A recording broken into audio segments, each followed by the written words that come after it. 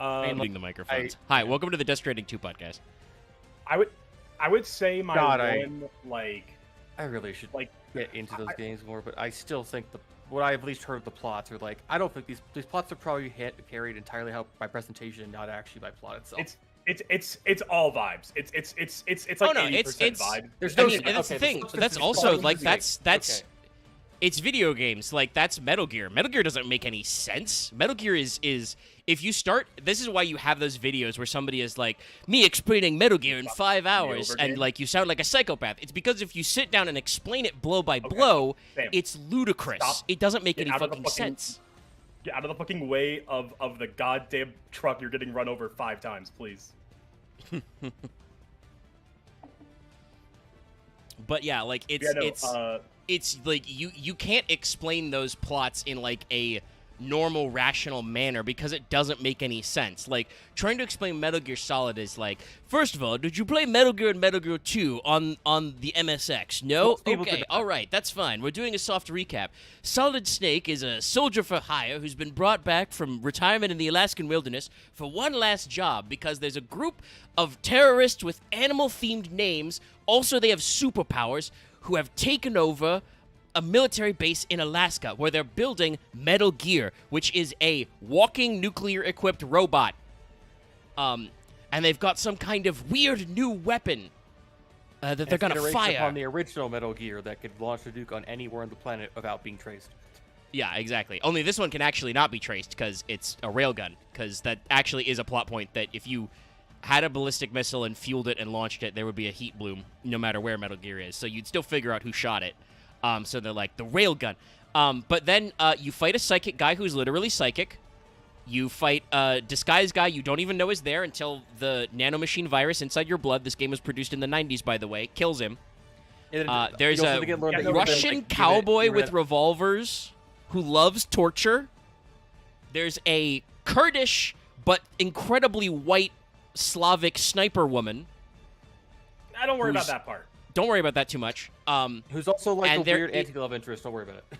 There is a Native American shaman who's also so roided out, he, 1, survives you destroying his tank, and 2, can carry a minigun around like he's fucking Arnold in The Predator. Oh, and also there's your fucking clone brother, because you're a clone. We're clones, Snake. Les enfants terribles. Also, this game the super baby method. Also, this guy doesn't know who genes work because they think genes can be like drag selected, like yes, exactly. RPG He's traits. Like, well, I mean, actually, that gene, brother. Technically they explain it that if they were going for that, yes, you could doing super embryos like select traits that were inherited from the chromosomes, but all the recessive genes are the bad one, the dominant genes are the good one. Is like that was just the Patriots were just gaslighting Liquid.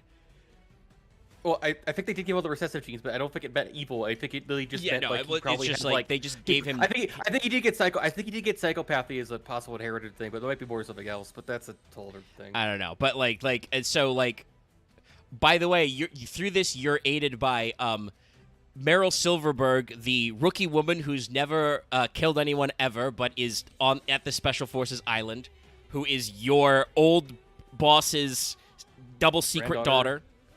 But you only find that out if you do the bad ending where you kill her. Oops.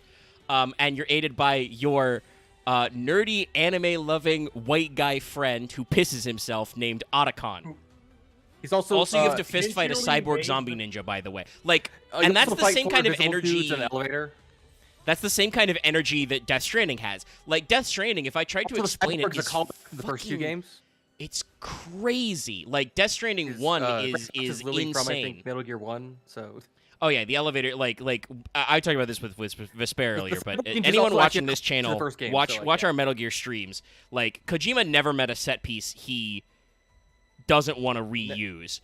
Like there were so many helicopter fights. There were so many. There was multiple elevator segments throughout Metal Gear. Lots and lots of set pieces and tricks and stuff that are out there. Fist fighting, big boss. The fight where your equipment all gets stolen, kind of a thing. There's a lot of ideas that he reuses over and over again.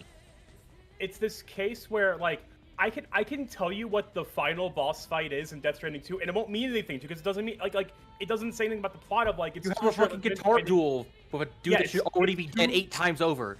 It's like, two shirtless men great. fighting with magical with magic powered guitars that fire electric bullets when you shred with it. And there's also like a toxic gay thing that's happening because it's really fucked up. That's just Kojima. That's not Mr. That's you know that is Hideo Kojima has to remind people he's straight and has multiple children.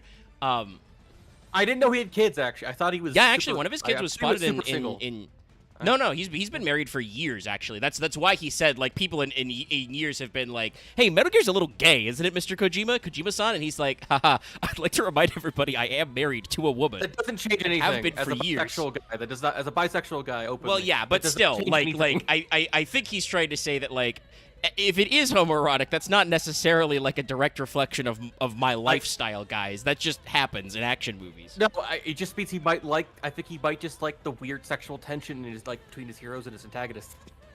I think he likes weird tension, yeah. But no, I want to say this. I think Death Stranding is like a distillation of like it really was good for Kojima to break away from being, you know, sent back to the Metal Gear mines, because Kojima was the kind of guy who, like, if Konami is like, "Hey, Kojima, we need you to make another Metal Gear game," he, like, would sigh, take off his glasses, rub his nose, and go, like, "Okay, I need, you know, one mother basillion dollars to hire actors, but I'll do it, right? I'll come up with something."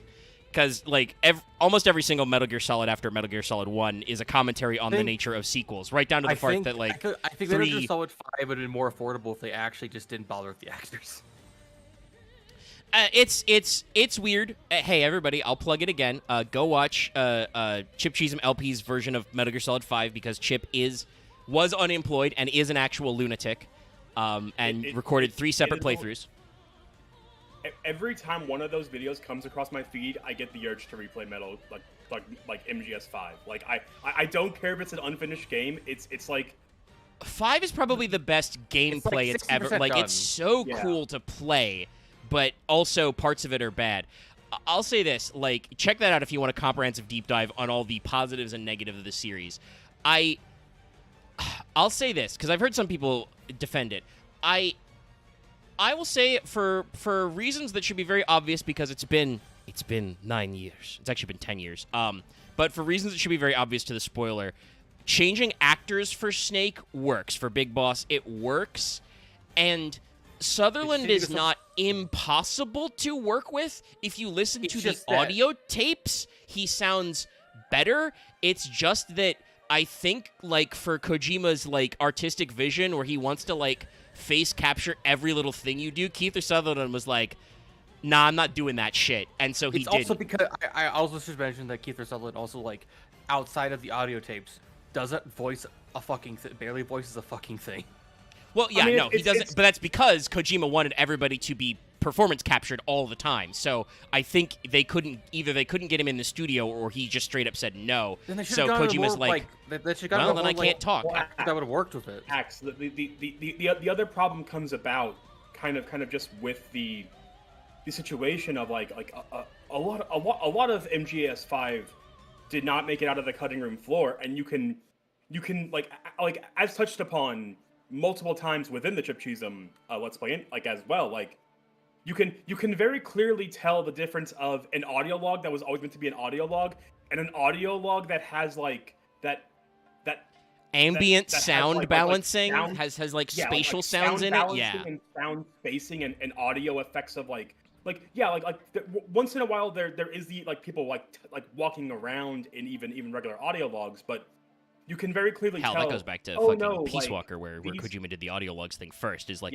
you'll hear many of those audio tapes are literally recorded on a tape recorder, so somebody will like pick up the microphone and move it, or like slam a table in the background. So basically, but that's like projection. There are literally, like, you could, I guess, reverse engineer what would have been part 3 of the game. Oh, yeah, no, like, I think most people have done it. In the collector's edition of Metal Gear Solid 5, they showed it because they were still thinking it would be like a DLC pack. They would sell you the third act later, but then very messily Kojima broke up. Because I will say this, I think, like, kind of his partnership with Sony and kind of becoming the like, auteur rockstar game director has been good for Kojima, because it means that, like, nobody is on his ass except Sony, and quite frankly, the general opinion people have of Sony, like, as a partnership project for video games is they don't care so long as you make a video game that people are going to buy. Like, and even then, they are willing to take very expensive swings at games that people didn't want to buy. See Concord. Like, they just are like, hey, are you making that game still? Cool. Another very good example of that is No Man's Sky. And while I guess at this point No Man's Sky has far and away become a game worthy of the hype it had when it was coming out, Sony kind of just let Hello Games run with it and did not give a single shit about the fact that unfortunately oh god, what the hell was his name? Sean the head of Hello Games. Sean Murray. Murray, yes. They never really kept track of how Sean Murray was very clearly and very publicly lying out of his asshole every interview. And honestly, you can also even tell. I don't think that's a case of maliciousness. I think you have. He was just in over his head. He didn't know what he was doing. Yeah. It's not like Peter Molyneux where like that guy's made so many video games that don't sound like what they are. That's like was he like the Fable 1 and like Black and White and like other like God Sim games and stuff. He's a pathological liar. He just yeah, no, like he just says whatever that he thinks people will buy his new video game, and like it's not usually correct. But like what I wanted to say about Kojima was that like that era of Konami, especially pre-COVID Konami, the pachinko years, Metal Gear Solid 5 was clearly grossly over schedule and grossly over budget, which, depending on how you view those things, is actually a problem. There are video game developers who you will be like, hey, you have 2 years to do this turnaround, and they will be like, do not worry, bang, boom, we're done. There's same with like movie directors. I think that's actually like one of like Christopher Nolan's like secret superpowers is like he gets the budget and the amount of time to shoot his movie, and he's like, that is exactly how much money and time we have to shoot this movie. Let's go. Like, so Metal Gear Solid 5 was like probably way out of budget because of the use of like Keith Sutherland and shit and all the other stuff that they did. It was way over schedule, and Konami tried to recoup in small ways. They clearly spun off Ground Zeroes, which was probably like an early like had mechanics from like a beta build of Metal Gear Solid 5 because the mechanics don't line up 1-to-1 between the two chapters, and probably wasn't intended as like a completely separate playable prologue as such, as more like probably a extended flashback sequence or some other kind of like weird momentary thing, right? And then I think what Konami was planning. Yeah, you're gonna mention the Chip Cheesem thing as well. Yeah, Chip did that. Once again, the Chip Cheesem, like it's a case of like, and obviously this is more speculation than anything, but in Chip Cheesem's Let's Play, they find the point that makes the most sense of where Ground Zero feels like it should have been in the game, and it does flow incredibly well. Where it's like there's this moment of Miller in the game, like talking about, man, dude, like that bullshit that happened was crazy, and like there's very clear like moving into a transition of a flashback, and then you're just and then you're just arriving at Mother Base. Yeah. Like, so there's cuts there, and I feel like they originally planned the third. When they realized that like, oh, this video game is not going to come out in a timely manner, and like we're isolating Kojima from his team so that he can't add any more to this video game because we're going to force them to release it and stop costing us money. We'll probably salvage the third act and sell it as a DLC is probably what they were thinking, and then the breakup between Kojima and Konami was so pronounced and so public and showed so much like malice on their part that they were like, oh fuck, we can't do that anymore, man. That's shit. What do we do to get our return on investment? Metal Gear Survive will do a quick turnaround with the engine because the engine is fucking amazing, but we no longer have the creative spark. Oops. As opposed to, like, I think now, like, because I don't want to say that Hideo Kojima is free of sin. I think his personal relationship to David Hayter as Snake is, like, clearly fraught, and, like, it's super unfortunate because no matter what Kojima's, like, directorial vision is, he's wrong to the audience. We're like, no, David Hayter's Snake. I'm sorry. That's like how we see it. That's how it is. Even if you want to, like, put a celebrity in there, you can't do that now. Like That would like I think Sutherland has like some benefits to his performance, but it's like no, Hader was the guy. I gotta say this now. Go for it. Weirdly talking about this is like Bryce, you have a thing about how I feel that certain people are obsessed with celebrity culture. Kojima is the dude that he legitimately is the guy that like pretends to smoke next to fucking Matt Middleton smoking because it looked cool. I mean, he might actually smoke next to Matt Nicholson. I don't know. I mean, there was a picture of him pretending to smoke next to Matt Middleton who actually was smoking. So how I look at this is like, which I guess is almost weirdly ties into the weird bit of being like, be the American the Japanese think you are. But also, it makes you think about the weird ass backwardness you talked about, how like certain Japanese things don't think about international stuff. Yeah, I think they're getting better about that, but it is unfortunately true that there's a lot of RPG where it's like they're really ass backwards about tabletop. Excellent plug. It's coming out tomorrow. Also really good. Like it's very thorough, and like you try very hard. I spent quite a lot of time to work on it. I had to upload it. I had to re-export it like 3 times to make the music not trip anything. So if you want my original Creative Vision, support us on Patreon now. Your power is only limited by the fact you don't have a professional editor doing your transitions. Yeah, I mean, I just use template transitions, but I liked them. But hey, there's a 2-hour video about the Final Fantasy 14 tabletop RPG coming out tomorrow. It's also the only thing you can watch it now on Patreon. I don't think it covers it actually directly, like inauthentically. Omega, I just unlocked the great spinning pizza slam. Hell yeah, pizza foo! Oh my god, this game is so dumb. We love Death Stranding 2 in this house. Crazy shit. Yeah, it's Mamoto Oshii, by the way. No, I'm aware. I picked that up. I'm telling chat that if you don't know that guy, the pizza chef is Mamoto Oshii. Like, I'll say this: I think Kojima has like a celebrity culture thing, but also like I think he just likes cool people, and now that he is no longer constrained by corporate culture, he's just like, I'm gonna put cool people I like and stuff. Right down to Vesper. I'm sure you got this. Hey, how did you feel when you first got to the data scientist? Did you remember that Pecora was in this game? I was aware she was in the game, but I had no clue they made her a scientist. Mm. The data scientist is like it's less her being a scientist and more like, oh, she's just a tech girl. Like, yeah. Like her gimmick becomes, oh, like there's all this random ghost spec tech running around. If you level me up, I can give you rewards basically like utilizing that in your favor. But yeah, no, when Sam goes to meet her, you're just like the window opens up and it's just fucking Pecora is there. And Con Pecco. Do you hear the directional laughter? Yes. I mean, she does laugh a couple it's just times. how she talks. But the incredible part of it is just that, like, if you're playing this game in English, which I assume you are, if you're, I don't think there's a language setting. Well, there probably is, but I don't actually know. I think there is one, but I think it usually you default to English.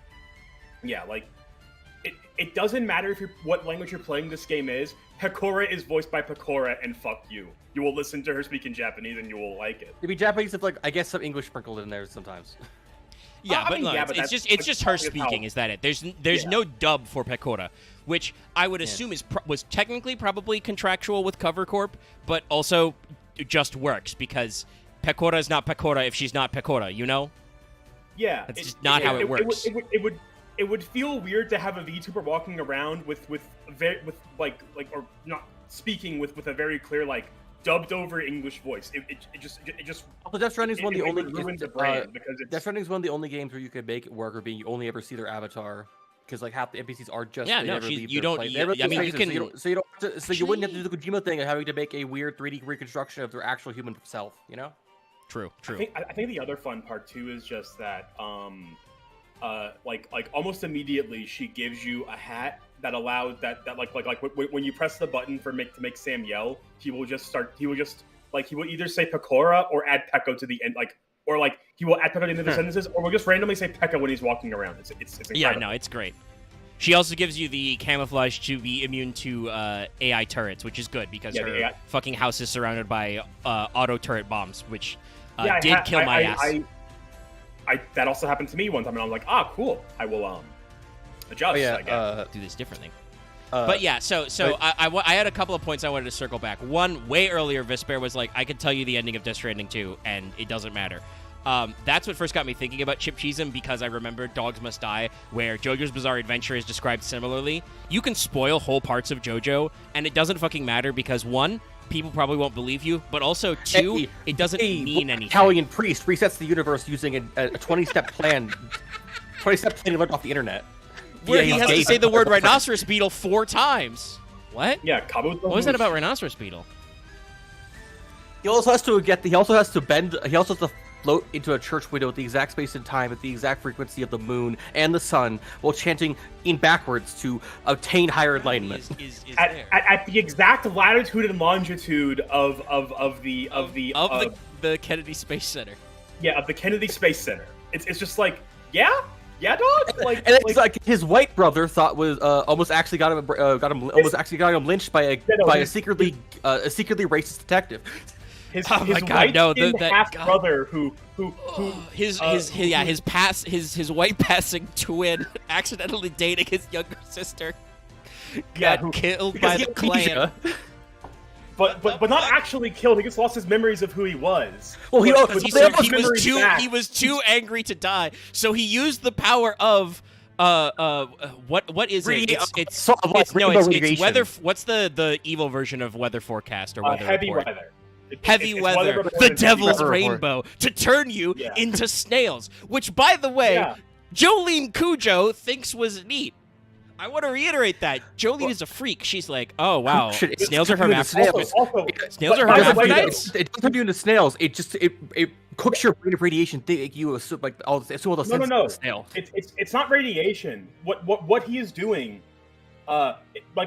just to pull back a bit on how weird it is, he's actually turning you into snails. He's forcing subliminal messages into your brain through like weather refraction and rainbows to make you believe you're turning into a snail. Yeah, he uses a fucking snow crash basilisk hack to neuro-linguistic program the deep structures of your brain to activate your secret snail DNA so you mutate into a snail in real time. There's a guy who has a really shitty power, except it's the exact electric current to make everyone go break out into a deathmatch fight. God. Or there is the guy that has the thing where he basically could take you into one of 8 different kinds of mass death accidents, locked in space time. By the way, earlier in this show, in that part of the manga, Weather Report, who uses the name of his stand because he's forgot his name for those reasons that Vesper said, to summon a storm of poison dart frogs in minutes in Florida, by the way, where they are not. Because the way Weather Report stands don't work, you know? It can replicate any form of weather that's ever happened in history, regardless of how illogical and insane it was. If it was reported as a weather phenomena, regardless of it not actually being one, he can make it happen. He literally has the power of like fucking like. By the way, in this part, our protagonist Jolene is stuck on a women in prison movie, and her superpower is A, punch good, 2, turn to string. That's it. That's all she does. There was also a person that also like erases all their memories and makes her eat flies. Oh my God, Jailhouse Lock that's fucking. Not ending of that is so good. Makes you remember 3 things. Yeah. If you remember a 4th thing, you have to forget something. And like, which is worse, honestly. And then how does Jolene solve this problem? She etches into her fucking skin, punch that bitch, and she's like, that's it. I only need to understand one thing. I'm gonna punch you. I'm gonna break your fucking skull. Fucking love the most Jolene. Insane Jolene's my favorite Jailhouse Rock, which, by the way, Chad, is Jailhouse Rock if you didn't pick up on that. Just in case you didn't know. Okay, I should mention this, but my favorite Joestar is Johnny, but that's a complicated reason. But the way that Jailhouse Lock functions, and it is shown in a scene where someone is in a eternal loop of burning to death because they go, oh God, I'm on fire. Oh, I need water. Wait, I need to tell Jolene. Wait, what was I thinking about? Oh, I'm on fire. I need to get water. I need to tell Jolene what's happening. Oh my God, I'm on fire. I need to get water. I need to tell Jolene what's happening. A 4th thing. Oh my God, I'm on fire. Araki never forgot his spooky Castlevania ass horror roots. I will say that in the remakes, the power scale is leveled down by a lot, but it makes it more interesting. Well, no, that's like just generally the direction I think that like the first stands in part 3 are like so broad. Magician's Red is fire. I control all forms of fire. Everything fire, that's me. Stand. I will say, one of like the bigger deals, or like one of the bigger deal side characters, is just a guy that can rewind time by 6 seconds. I mean, that's real good. That's real good. Ringo Road again, the man's world. But also a guy that can just walk on raindrops is a serious threat. Real good. For like also so specific. But that's like how JoJo works is like the stands get more and more specific, but therefore more and more creative. Like JoJo stands are like that Bruce Lee quote about, I fear not the man who has practiced 1,000 kicks, but who's practiced one kick 1,000 times.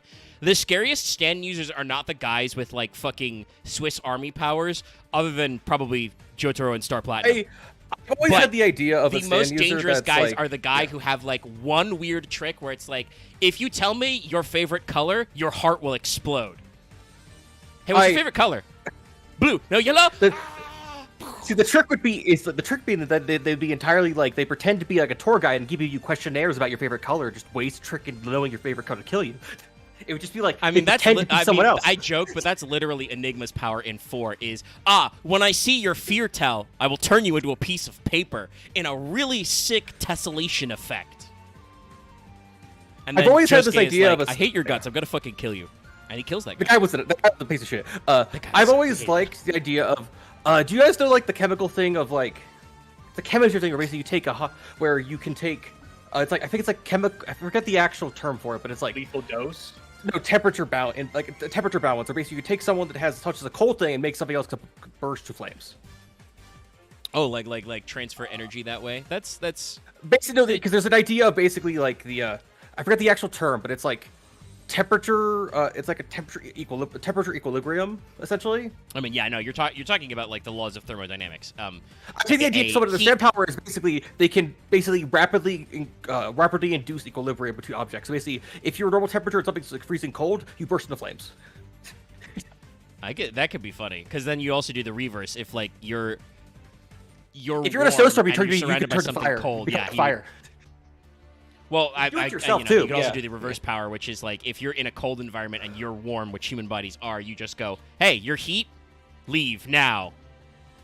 Instant hypothermia. It would cause everything else around you to burst into flames, but you'd be freezing cold. Cool. That does actually sound very funny. I don't know what like I said, I don't know how I'd bring it around, but I'd love to figure out a JoJo tabletop campaign at some point because that would just be what I would do is I would introduce weird stand guys. I don't know what Smooth Criminal does yet, but there would be a guy with the stand Smooth Criminal. He might turn off friction. That could be funny. So let me just get you. I'm just gonna link you. Let me send you a thing before I have to go in like a few minutes. Yeah. We got into the podcast side, but that's okay. I did want to talk a little bit about the 300th YCS a little bit because it happened this past weekend. Why did I say? That's weird. That's fucked. That's the quote post from earlier. I don't know why that's what I was trying to. It did not carry over. It's not. Okay, that's weird. Not carrying over link. You didn't put the in there. Hold on. There is one thing I want to touch on before we got way off topic about Catch the Rainbow. In that fight, the guy dies and goes, "Actually, I'm not dead because it's still raining." It's incredible. Yeah, I've heard. He basically just goes, before. "Actually, he just goes, actually, like once the rain stops, I will die. But while it's raining, I'm unkillable. And he's unstoppable because it's raining. Because very funny. He can move between the raindrops and essentially teleport between them. Anyway, the Death Stranding is a super cool game. You should try it now. And if you don't have a PS5, in March you can play Death Stranding 2. It's coming to PC. So I hope more people play it because the game is like the other day. Yeah, it got announced at the State of Play. The game is like. It's phenomenal. It's such a video game. It is probably my game of the year for last year. Like, I had to think about it, and I'm like, no, I think that's the best game I played, like, fully last year. Ghost of Yote is pretty cool, but it did kind of, like, have some limitations to it. Death Stranding 2 is just, like, No, I rebuild highways, I drive in my truck, I listen to Mr. Kojima's mixtape, and occasionally, I wipe out encampments of villagers, or bandits, non-lethally. Those guys are trying to stop me from delivering packages. I'm so sad the battle guitar is a lethal weapon. I want it to be the only weapon I ever use for the rest of the game, but sadly it would kill people. Well, luckily, Kojima came up with a cool guy for you to fight, which is Ghost Mechs. That lets you actually use all your freaky shit, like your chiralium laser. Actually, I think one of the lasers is non-lethal, but the one you can mount on your truck is like, nah, this kills people, Sam. Yeah, no, so don't take the truck near people. It will auto-fire and murder them. I did that accidentally one time. It will automatically fire a laser beam into their frontal cortex, Sam. Sam, this is Tar Man. If you use this gun, you're gonna kill a lot of people, Sam. Dude, Sam, the tar currents. That replaced Die Hardman. But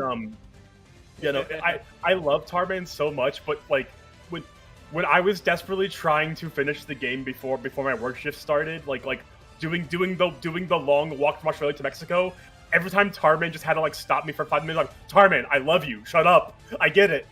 I get there's tar currents. Please let me finish the damn game. We know what's going on. I got it. I'm cool. I've done this before. I guess I gave you another game to do a review of. I guess that would probably take only like 20 minutes. I'll look at the full. I've heard of Overarms before, but I need to take a. Because I've probably told you about it. I've told you before, so. No. Even before that, I know. Hey, listen, I know people. I know people who play obscure. I played it when it was like only in beta, where it was like quick start rules only. So. I think there's an RPPR recording of it somewhere. That one was very goofy though, because one of the guys' stand was just he summoned a Honda Civic. So we I mean, the ratio of taking the context seriously. I played someone whose thing was they could make I had like a cloud of like small electric things that basically turn into giant like hard like glass objects. I turned it into just bats and weapons to beat the shit out of people. Listen, that's thinking with your stand powers is like, all right, I can create hard light. Okay, I'm gonna make a hammer and I'm gonna hit you with it because fuck you. I mean, that's Green Lantern. But one last thing about that, because we talked about Chip Cheese as well. Keep your eyes peeled on those guys. First of all, I would love to see them do Death Stranding. I don't know if they've talked about it, but he did mention at the very end of the MGS5 playthrough, because there was the whole never be game over. Yeah. Never be game over is the most insane conspiracy theory I've ever heard of. And I love that Chip and Grant sat down and did like an hour-long podcast about it. I need them to do more Bizarre podcasts because they need to. They did Farscape and I need more Bizarre podcasts. I mean, honestly, I think I'm gonna guess that after Farscape, they're probably waiting for the new season of JoJo because Dogs Must Die will come back. But they recently finished Kingdom Hearts Chain of Memory, and at the end, Chip is like, by the way, you're not immediately getting Kingdom Hearts 2 because I'm only halfway through doing the footage for that game, actually. So first of all, so excited we are going on to KH2 because that's going to be so great. All right, so I forget. Grant is a guy that works breath at Remedy now? Yes, he works at Remedy now. Okay. He probably edited some of the Control trailers I've seen. He said he edited the trailer for like the DLC of that one, the Control 2. Nice. At the end of that video, there is a tease, which is he reveals one of his secret hidden LP folders, and it is FF7 Rebirth. So, if you're following along, I'm super hyped about that because I cannot plug in enough. He's gonna do all the meta layers, I guess. Chip and Grant's LP of FF7 Remake is like foundational to me because one, Chip really loves that game. Like, he really loves the original 7, and he loves Remake. Like, literally all the layers and references each time? Yes, no. Like, Chip is such a lunatic that when he's sharing the footage with Grant, he will, like, do scan on an enemy, and he'll be like, and here's this guy's PS1 model. Here's what he used to look like.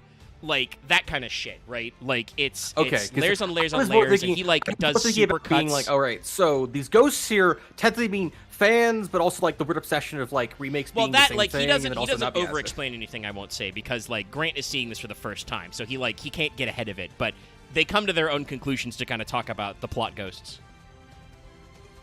Grant, by the way, as a completely uninitiated guy, was kind of like, I feel like the plot ghosts are overstaying their welcome, which I think most people who even like Remake agree. Grant and his wife have done a various podcasts. They do something about Sequest, DSV, and then so on. But, yeah, but like, I will say, Well, think about Grant. He always does the I want to strangle him every time he does that. I want to punch him in the face every time he does that weird noise. This is verbal tick, man. It's not only a verbal tick. I think Lucky said this himself at one point and commented that is the ideal way to acknowledge I don't have anything to say, but I'm emphatically listening to you because I'm interested. That's a really good verbal tick. Okay, but it's like he always does it the most aggravating way possible. I think he's doing it just so it comes across on the microphone. Yeah. Anyway, we've been yapping for I want to say like 30 minutes. A little bit. You know, we're chilling. Listen, I started a little early because I knew Vesper had recently finished Death Stranding 2, and so I wanted to bring it up because, like I said, Death Stranding 2 is a huge point for me. But we did have the 300th YCS. Oh, guys, take long enough. If you guys stay long enough, I'll be able to come back. We'll see. Back in 3 hours. I'd like to finish a little early to see if I can maybe get a shower, but that's not a problem. I can grab that another day. But the 300th YCS happened over this past weekend, and it happened in multiple places. There was Dortmund, Germany, Richmond, Virginia, and what was it, Guadalajara? Or was the other one? I believe so. Let me zoom out in the tweet. I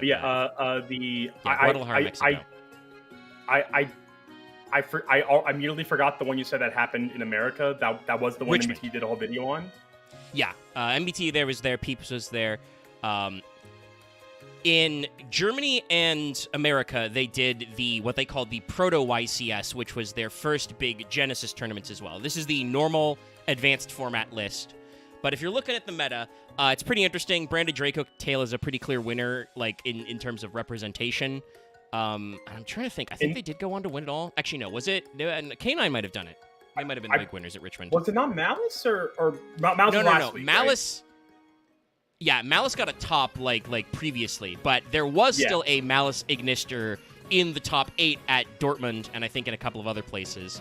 So this is what the meta is like in Germany, where you've got 1 Radiant Typhoon, 1 K9 Vanquish Soul, 1 Malice, and 5 Branded Draco Tail. K9 Vanquish Soul is still pretty strong with the way they kind of rebalanced the meta. You know, you got more Raisin, more Stake Your Soul, but less Holly Sue, and a couple of hits to K9. And there's at least like 1 Psycho who's still one-tricking Malice. Shocking everyone, I'm sure. Dragon. Yeah, there's a Malice slice in every one of these pies, by the way, chat. Like in each of the 300th YCSs, there is a Malice player. I mean, I think that tracks because like look, everyone was like Malice is dead, the evil is defeated. It's like these decks rarely like. Well, and this is the thing I've always talked about. The first round off that.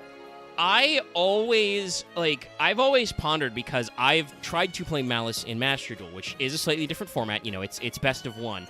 But I've always found Malice to be very tricky to play because it is a deck where if you want to actually do all your crazy bullshit, you need to have some extenders because every card is every effect is hard once, and you only have 4 main deck names, period. They never gave them more names, like only extra spell traps and a couple of extra, like they had, I think, 1 extra deck monster later, like in the main set. So, like, it was a deck that you had to play very precisely. The main thing was the Ad Ignister parts, the Dark Cyber stuff, made the deck way more flexible because it gave you more extenders, but still, like, the deck itself is very rigid, and, like, I guess the main thing is that unless you draw Lancia, the way that Malice plays is not very easy to interact with because they just go to banish and come back, so it's like, are you gonna run, you know, full Charming Meowls to get draws off that? Like, so it worked in an axis that was very tough. But, like, fundamentally, the deck is, like, not that crazy good. It's just pretty resilient to destruction because, you know, if you don't kill them right away and you put them in their graveyard, they have ways to banish them all and summon them all back kind of a thing. So, like, they do big wombo combos. But, yeah, no, there are still people out there one-tricking them. Like, Branded Draco Tail, I think, is the key winner because they just, you know, unlimited branded support. But let me grab Guadalajara, for instance. This is 1 just straight-up branded Despia, K9 Vanquish Soul, Malice Ignister, a Yummy Fiendsmith, so using Fiendsmith to kind of shore up the limitations of the Yummy engine. And 2 branded Dracotail, one of which was branded Dracotail Magistus. Oh. And also 2 Radiant Typhoons, one of which is Radiant Typhoon Fiendsmith, but one was pure. So, you one know. branded Despia, K9. I mean, like honestly, like for Guadalajara, this is a pretty like interestingly kind of like diverse set of decks. Like it's still all like the top decks, but it doesn't feel like it doesn't feel like there's evenly there's spread. some like overwhelming like best deck. Yeah. And then Richmond adds even more flavor because while you do have a few less options, you also have some brand new shit. There was 2 branded Dracotail, 2 Malice decks, one of which was one at Ignister, and the other was technically running a Radiant Typhoon package. It was Radiant Typhoon Malice. But yeah, Memento Radiant Typhoon, Yummy Radiant Typhoon, and there was one motherfucker in top 8 just on Lunalight. Just like, you're not, you will not get me. I will OTK you. You're dead. I mean, honestly, like what else can you ask? Like he's like just the GOAT, the other GOAT deck. Yeah. No, also, this is I was bemoaning a second ago because my pass from the Pathfinder game is coming to haunt me now. I'm posting an image in failed trail for context. I'm being shamed for my past actions. It's a man in a wheelchair, by the way, if you can't tell from the image. But yeah, so the advanced format is pretty split. Like, obviously, I think there's some people who are making jokes that, like, oh, the new Baneless didn't actually do anything, quote-unquote, because you're still seeing Yummy variants. Like, I think, in Richmond, K9 Vanquish Soul came back to, like, win it all. On the other hand, though, like, and obviously, like, people are like, oh, everybody said Malice was dead, but Malice is not dead. How did we do that? But, like, I still think this is a very healthy top 8. Now, the Genesis list is very interesting because you're going to see some decks in there which represent things that you don't see all the time, some of which are relevant for us. Because you'll see right here in Dortmund, the top 8 Genesis Proto-YCS. First of all, you do see Vanquish Soul on both, and I've seen some people complain that, like, oh, Genesis is just the same as Advanced. No. Vanquish Soul and Genesis is very different. First of all, they're not playing K9 Vanquish Soul. They're playing fucking Regenesis Vanquish Soul. Okay? Run that one. But there were two Kuel Toon, 1 Monarch, 1 Radiant Typhoon, and again, Genesis Radiant Typhoon is a very different deck than, Advanced Radiant Typhoon. Yeah. And then 1 Psycho, You Are My Hero, White Forest Kuel Toon. That shit sounds rad. He says, in the Dice Rally event in Master Duel right now, I went back to playing my White Forest deck because that's the one that had the least hits in it. So, all in all, very, very solid stuff. And then the Richmond one is a little more evenly balanced. There were 2 Radiant Typhoons, 1 Dooms, 1 person running Dracotail Shadal. You had a Kuel Toon, a Monarch, an Onomat, and 1 Vanquish Soul Genesis.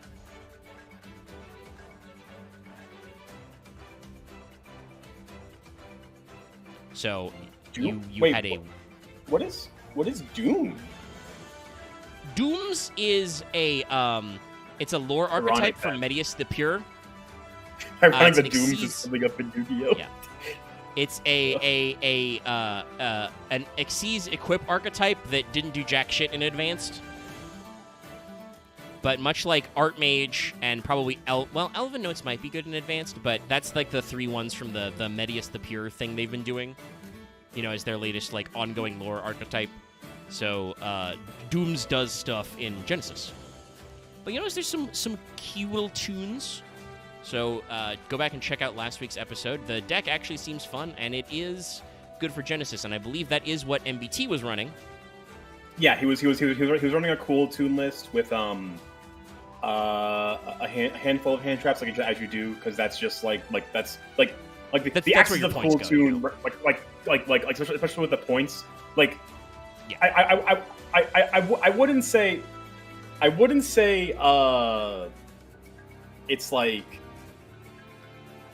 my it's brain not has lost required, Yeah. but it is something that's like clearly the deck is designed to work with the Ghost Girls. So if you don't have anything else to spend your points on, you might as well spend some points on some hand traps because they are also effectively engine pieces the way your deck works.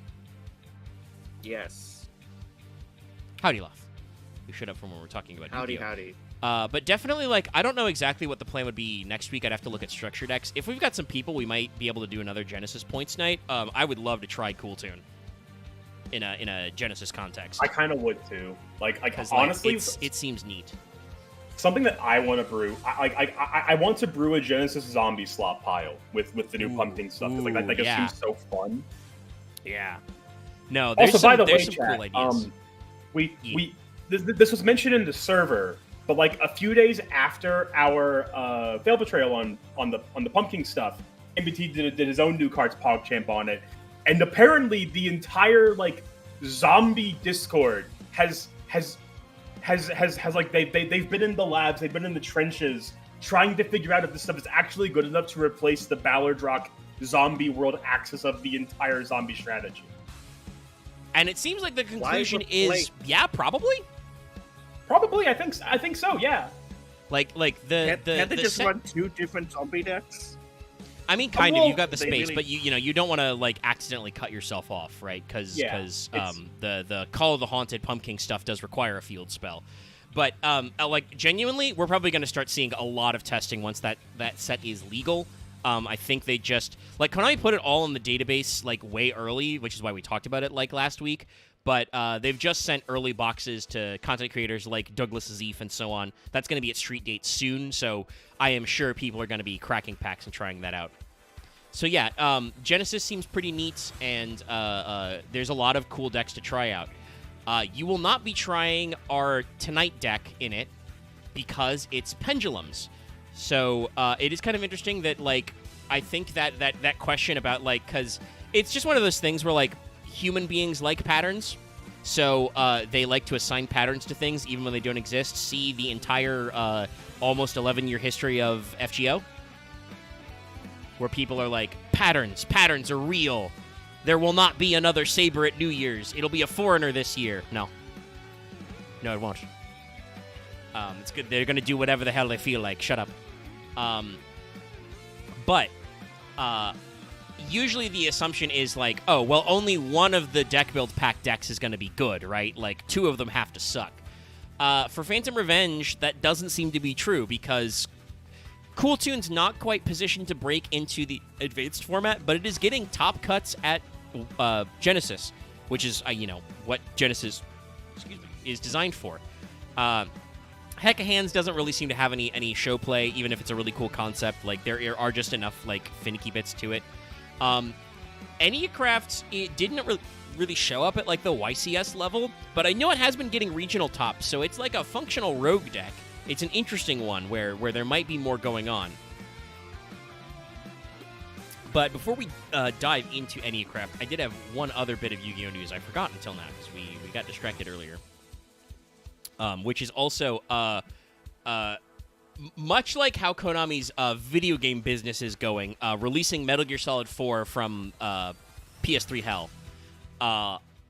And also making a new fucking Castlevania game. How sick is that, chat? Oh. Yeah, if you haven't watched the full State of Play, they had a big Konami segment in the middle with multiple announcements. They're doing Metal Gear Solid Master Collection Volume 2, which is just Metal Gear Solid 4 and Peace Walker, which are great games that were kind of locked onto their Sony consoles before, so now they're going to be free. And, among other things, one of the things they announced is Castlevania Belmont's Curse. There's going to be a new Castlevania game, and it's the protagonist is going to be a female Belmont. It's going to be Trevor Belmont's daughter. Okay. And I believe the description of it was that it will be a Metroidvania, like a proper side-scrolling explore, get power-ups type shit. So, yeah, it's made by the guys who made Dead Cells, which had that very big crossover, like licensed through Konami. Neat. So, like, yeah, no, like, cool stuff coming out. You got some stuff coming. But apparently the card game department is also like, fuck it, we ball. This is the pack design for the next core Yu-Gi-Oh set in the OCG, and I can only assume in the TCG as well. More chaos. Well, yeah, it's Chaos Origin, but after like 15 years, possibly longer, Atem is back on the pack, baby. Well, welcome back, Duel Monsters. Like you 1 thought million years of Yu-Gi Boomer support. You thought the like 3 years of the 25th anniversary was pandering. No. We're doing this, which honestly is sick though. Like he's been off the cover so long, I'm just like, oh, it's nice to see him there again. He's back. He's hanging out with Magician of Black Chaos. Additionally, Mr. by the way, Yuki himself. yes, Magician of Black Chaos and Blackluster Soldier are getting new retrains. There's like a whole new support archetype. They're adding a new Celtic Guardian type guy, to make all this work and all that stuff. But also, Konami announced with this set, they're doing core set overframes. There was like rumors and supposition they would, but they're like, yeah, no, that's just a rarity that's going to be in core sets now, is we're going to do overframes. And it's like, hell yeah. So, Yu-Gi-Oh's back, baby. Sadly, I don't know if Dallas will join us, but if he will, it will probably be later. But I hope he does, because I might actually want his expertise on some things. So, gang at home, how familiar are you with an Enneagram? Oh, it's all black because it's transparent. God damn it, Wikipedia. I mean, like, I'll I've screen heard cap the this. I could Google it. Okay, no, yeah, I'm like vaguely aware of the concept. So it's bullshit. Like it's a pseudoscience thing, but it's like we tried to come up with a quote unquote typology of 9 personality types, you know, and then build a diagram that shows them. So it looks the Enneagram diagram looks like this. It's like, it's not real because, hey, remember how I said humans love patterns? Humans love patterns, but also there's not 9 personality types. Spoiler. Hey, Chad, speaking of personality types, you know what other very well, I would say well-known personality categorization is completely bullshit and made up, and we've proved it so many times, but it is still forever just like an emblazoned part of society, is the alpha omega concept of like canines. That's bullshit. That's not true. Real.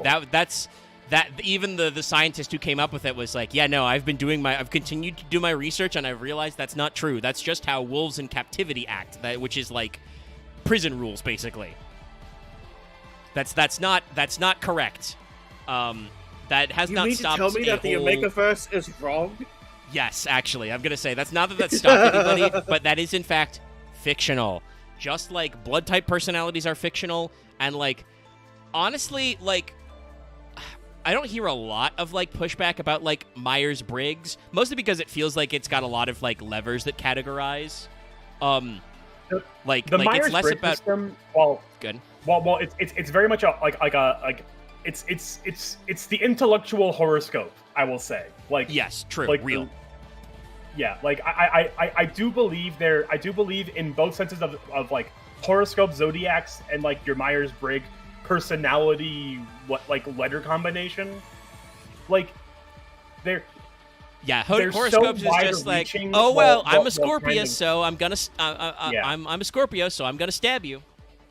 Yeah, it's I would say it's a case of like there's give and take where there is something to be said of like trying to classify people's personalities and like kind of figure out like certain categories. Like we like putting things in categories as humans.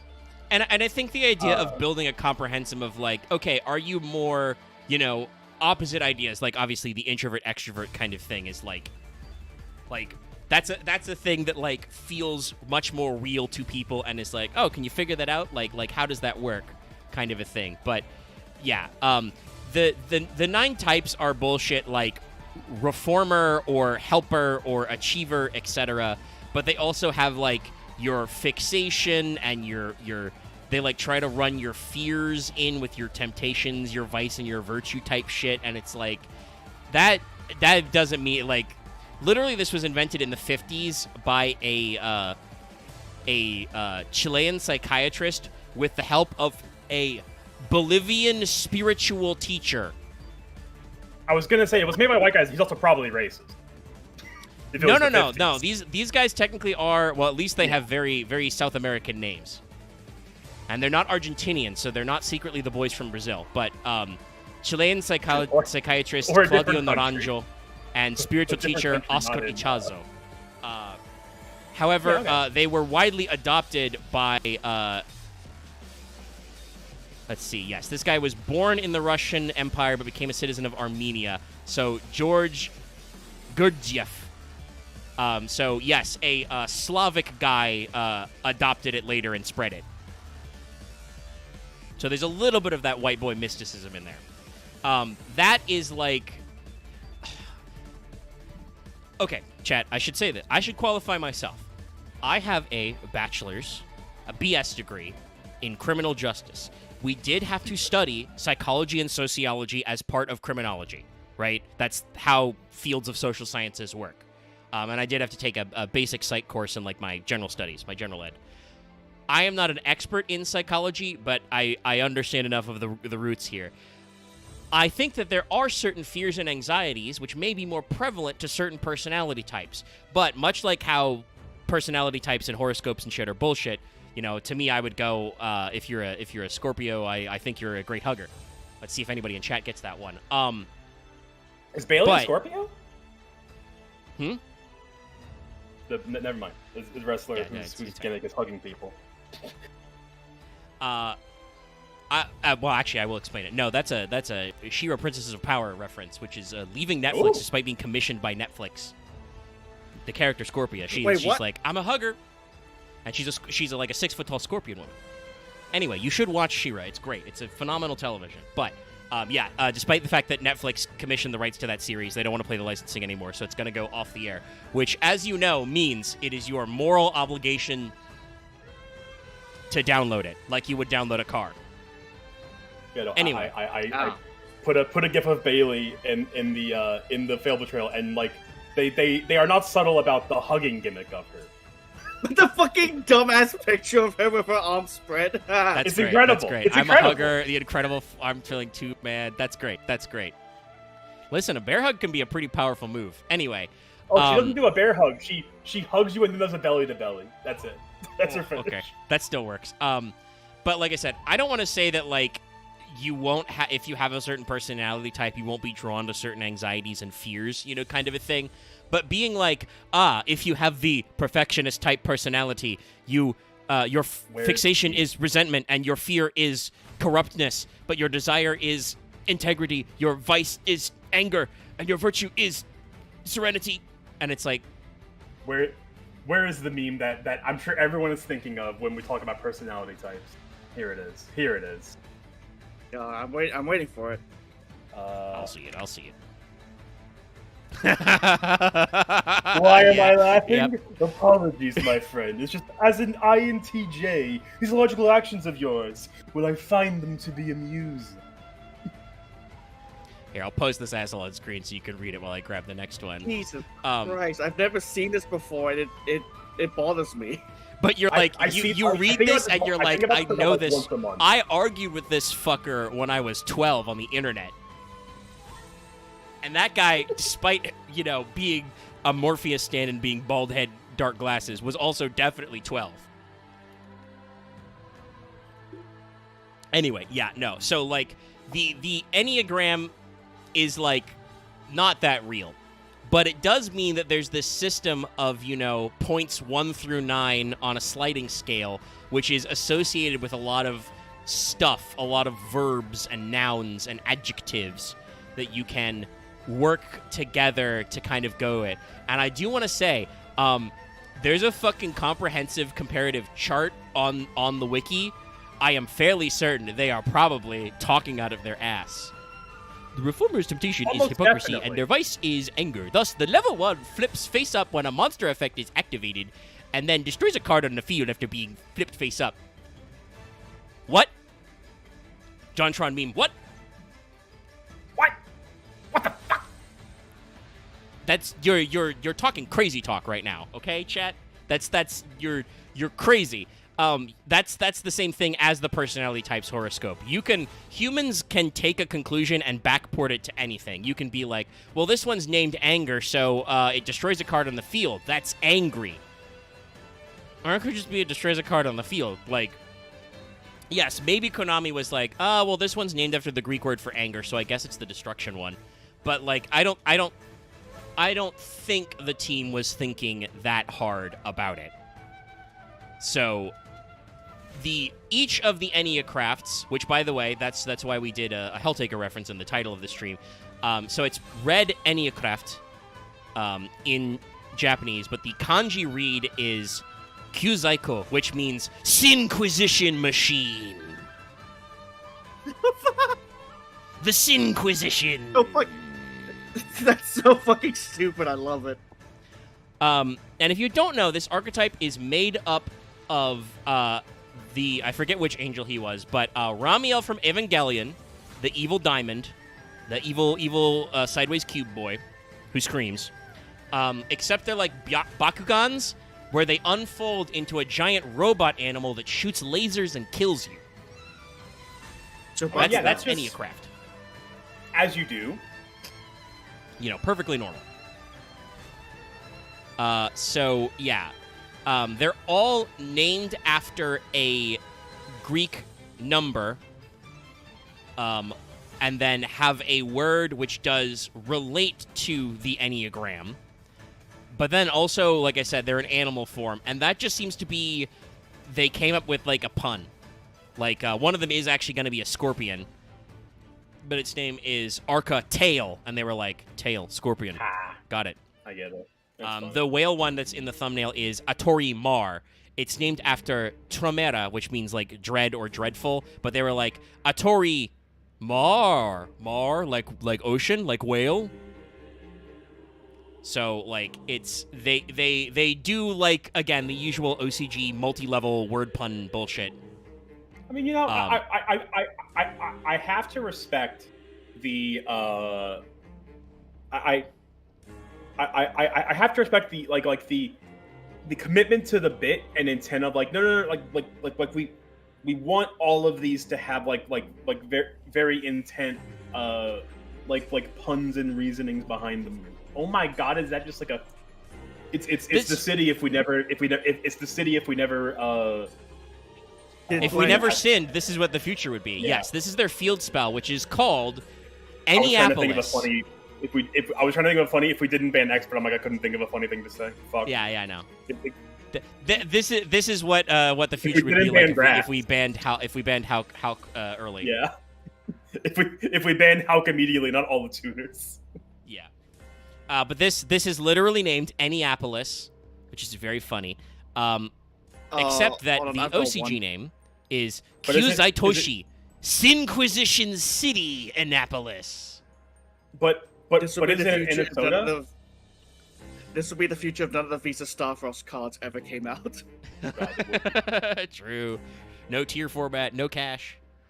But yeah, no.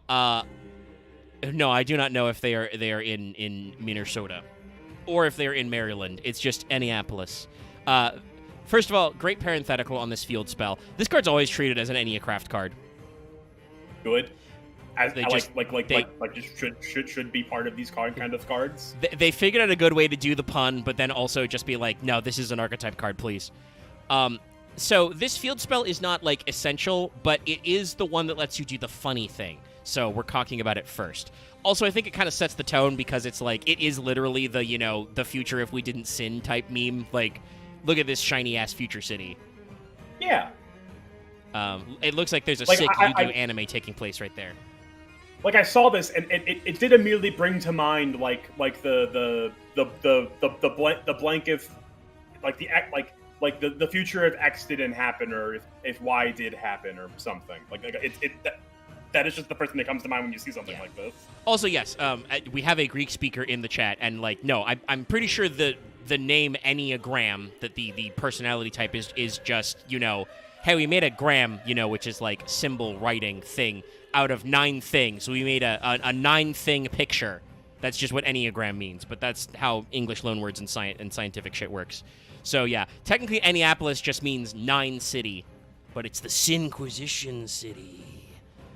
I mean, look, like if sometimes, especially in, like English and Japanese are like probably the most guilty of this.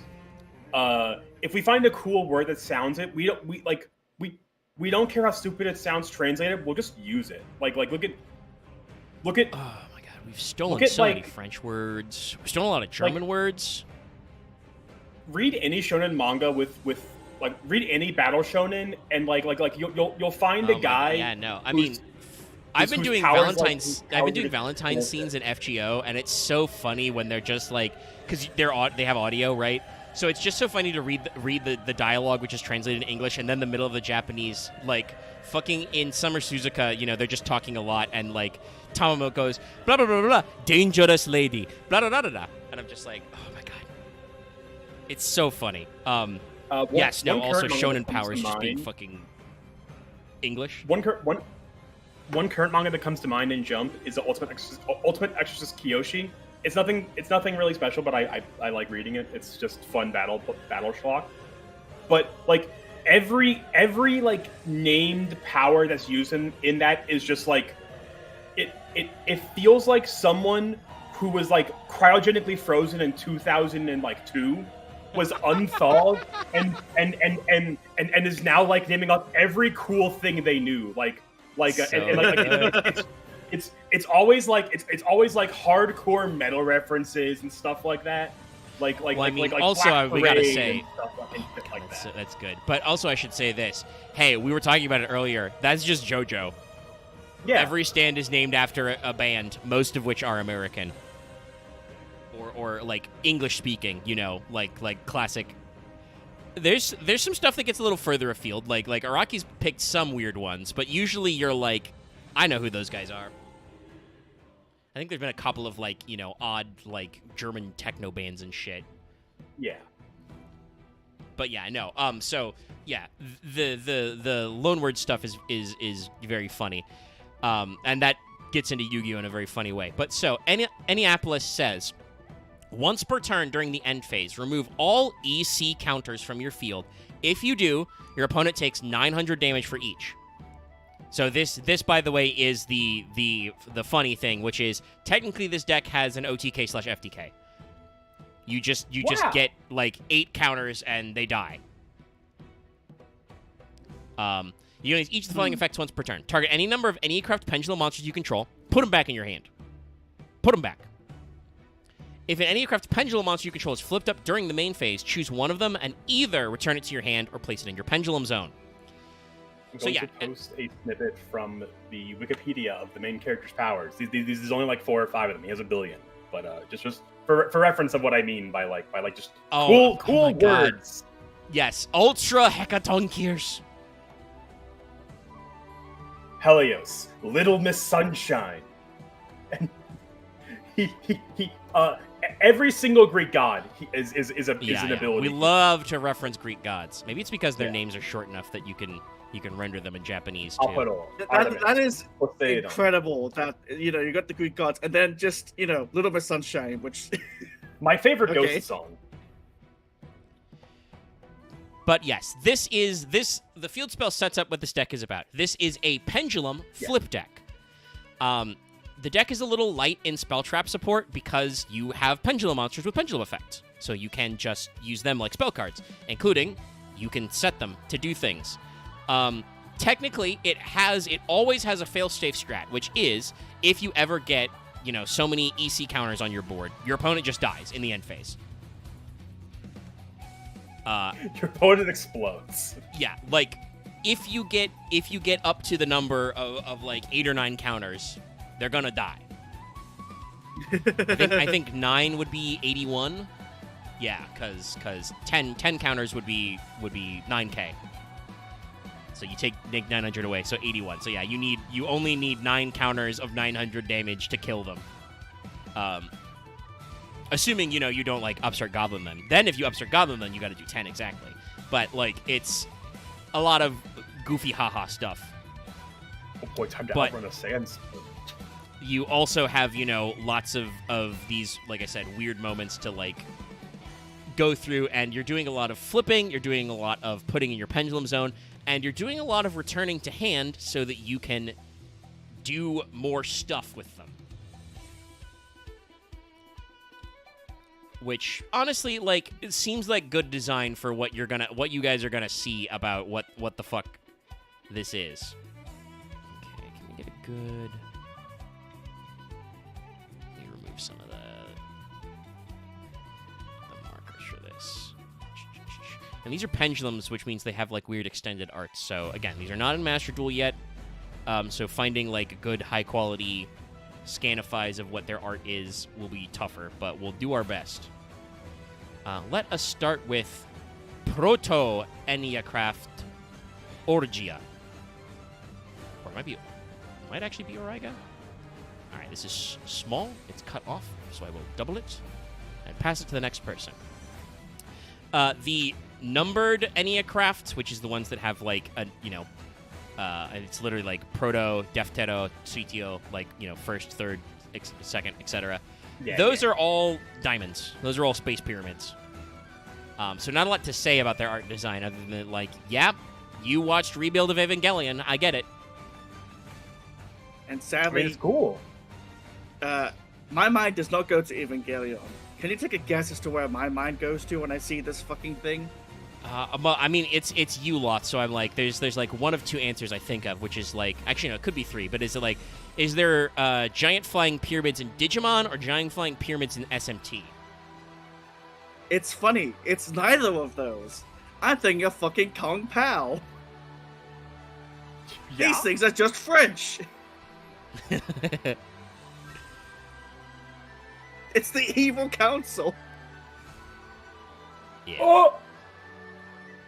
Are you right, Vesper? My cargo exploded for no reason.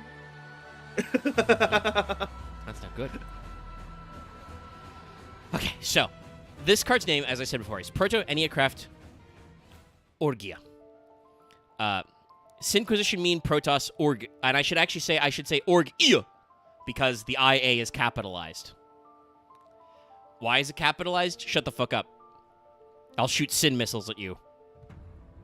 Yeah, no, it's perfect. It's like it's not. It didn't have any damage before. Now, why did it explode? Like, did I fucking bump into something like at 2 miles an hour too fast? Probably. That sounds like, as much as I love Death Stranding 2, that sounds like Death Stranding 2. Oh no, I drove over a rock weird. Now all my cargo is broken. Yeah, the liquid helium, in my fucking the liquid helium in my car exploded because I looked away for 2 seconds and drove over a rock. But the proto is supposed to be Protos first. It comes from the word Orgai, meaning anger, because it's from the Reformer type, which is supposed to be your vice is anger. So all that stuff. It is an Earth Machine Pendulum Flip monster. It is a level 1 monster with a 0 pen scale. I think they have a couple different pendulum scales, but you're not necessarily supposed to pendulum summon these guys, because you can't pendulum summon face down. It's just the pendulum scaling is how they become spell traps. But all the monsters are either level 1 or level 9. And that does mean, by the way, that there's like a comparative chart here where there are some blanks for like legacy support. So they are future-proofing this. Orgia has attack of 100, defense of 1,000. Pendulum monster effect is, each time a monster is flipped face up, put an EC counter on this card. This is how you get EC counters. I think all of them have that pendulum effect. I'll double-check as we go. You can pay 9, reveal 3 Enneacraft cards from your deck. Your opponent randomly picks 1 to add to your hand, shuffle the rest in the deck. You can only use this effect once per turn. It's fucking Cleafort Scout. I don't know what... It's not pay 8 feel great, but I don't know what pay 9 is. Pay 9 feel fine? Yeah, pay 9 feel fine. I think that works. Monster effect, flip, destroy a bit more than 8, but you're still okay with it. Yeah. Flip effect, destroy one monster your opponent controls. Now, here's the fun part. These are not just flip monsters, and these are not just pendulum monsters. These are next-level flip pendulum monsters. When your opponent activates a monster effect in hand, quick effect, change this face-down card to face-up defense position. That's right. This motherfucker has a face-down trigger effect. Add an Enneacraft from your deck to your hand. You can reveal this card in your hand, special summon one monster from your hand in face-down defense position. You cannot special summon the turn you activate except in face-down defense position. Everybody get all that? You have a flip pendulum monster. I think so. One of its pendulum scale effects is that it generates EC counters every time you flip a monster face up. And it is a flip monster that has a trigger effect that can flip itself up when your opponent does something. Which honestly is probably... How many effects can we put on these unknowable angels? All of them. That's the answer. And then also, you can just pendulum scale it to, like I said, just get, pay 9, feel fine, reveal 3 Enneacraft, add one of them randomly to your hand. Don't have your field spell yet? Scale Orgia, pay 9, reveal 3 copies of the field spell, tell your opponent to get bent. I would say, Ramiel jokes aside, even though again this is just Ramiel, just like a different and obviously it's meant to be Ramiel was just named after like designed after a kind of fractal-y shape. I do love this orange this yellow, orange, and blue color scheme on them. It looks fucking rad.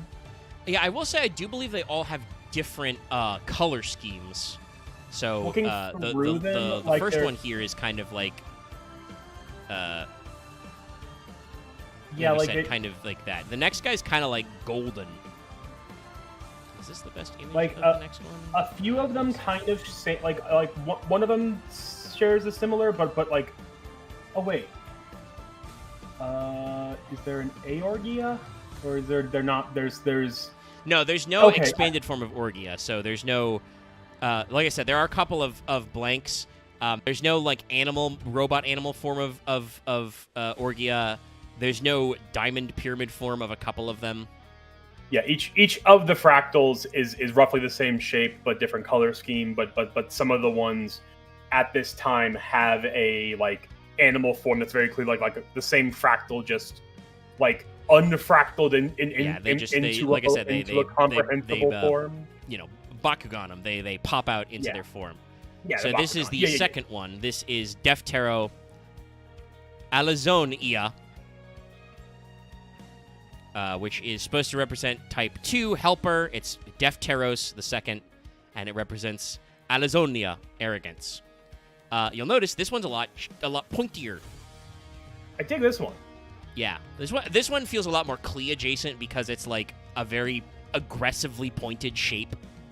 Yeah, I was kind of wondering what the vibe was going off of, but these they're pointier Klees.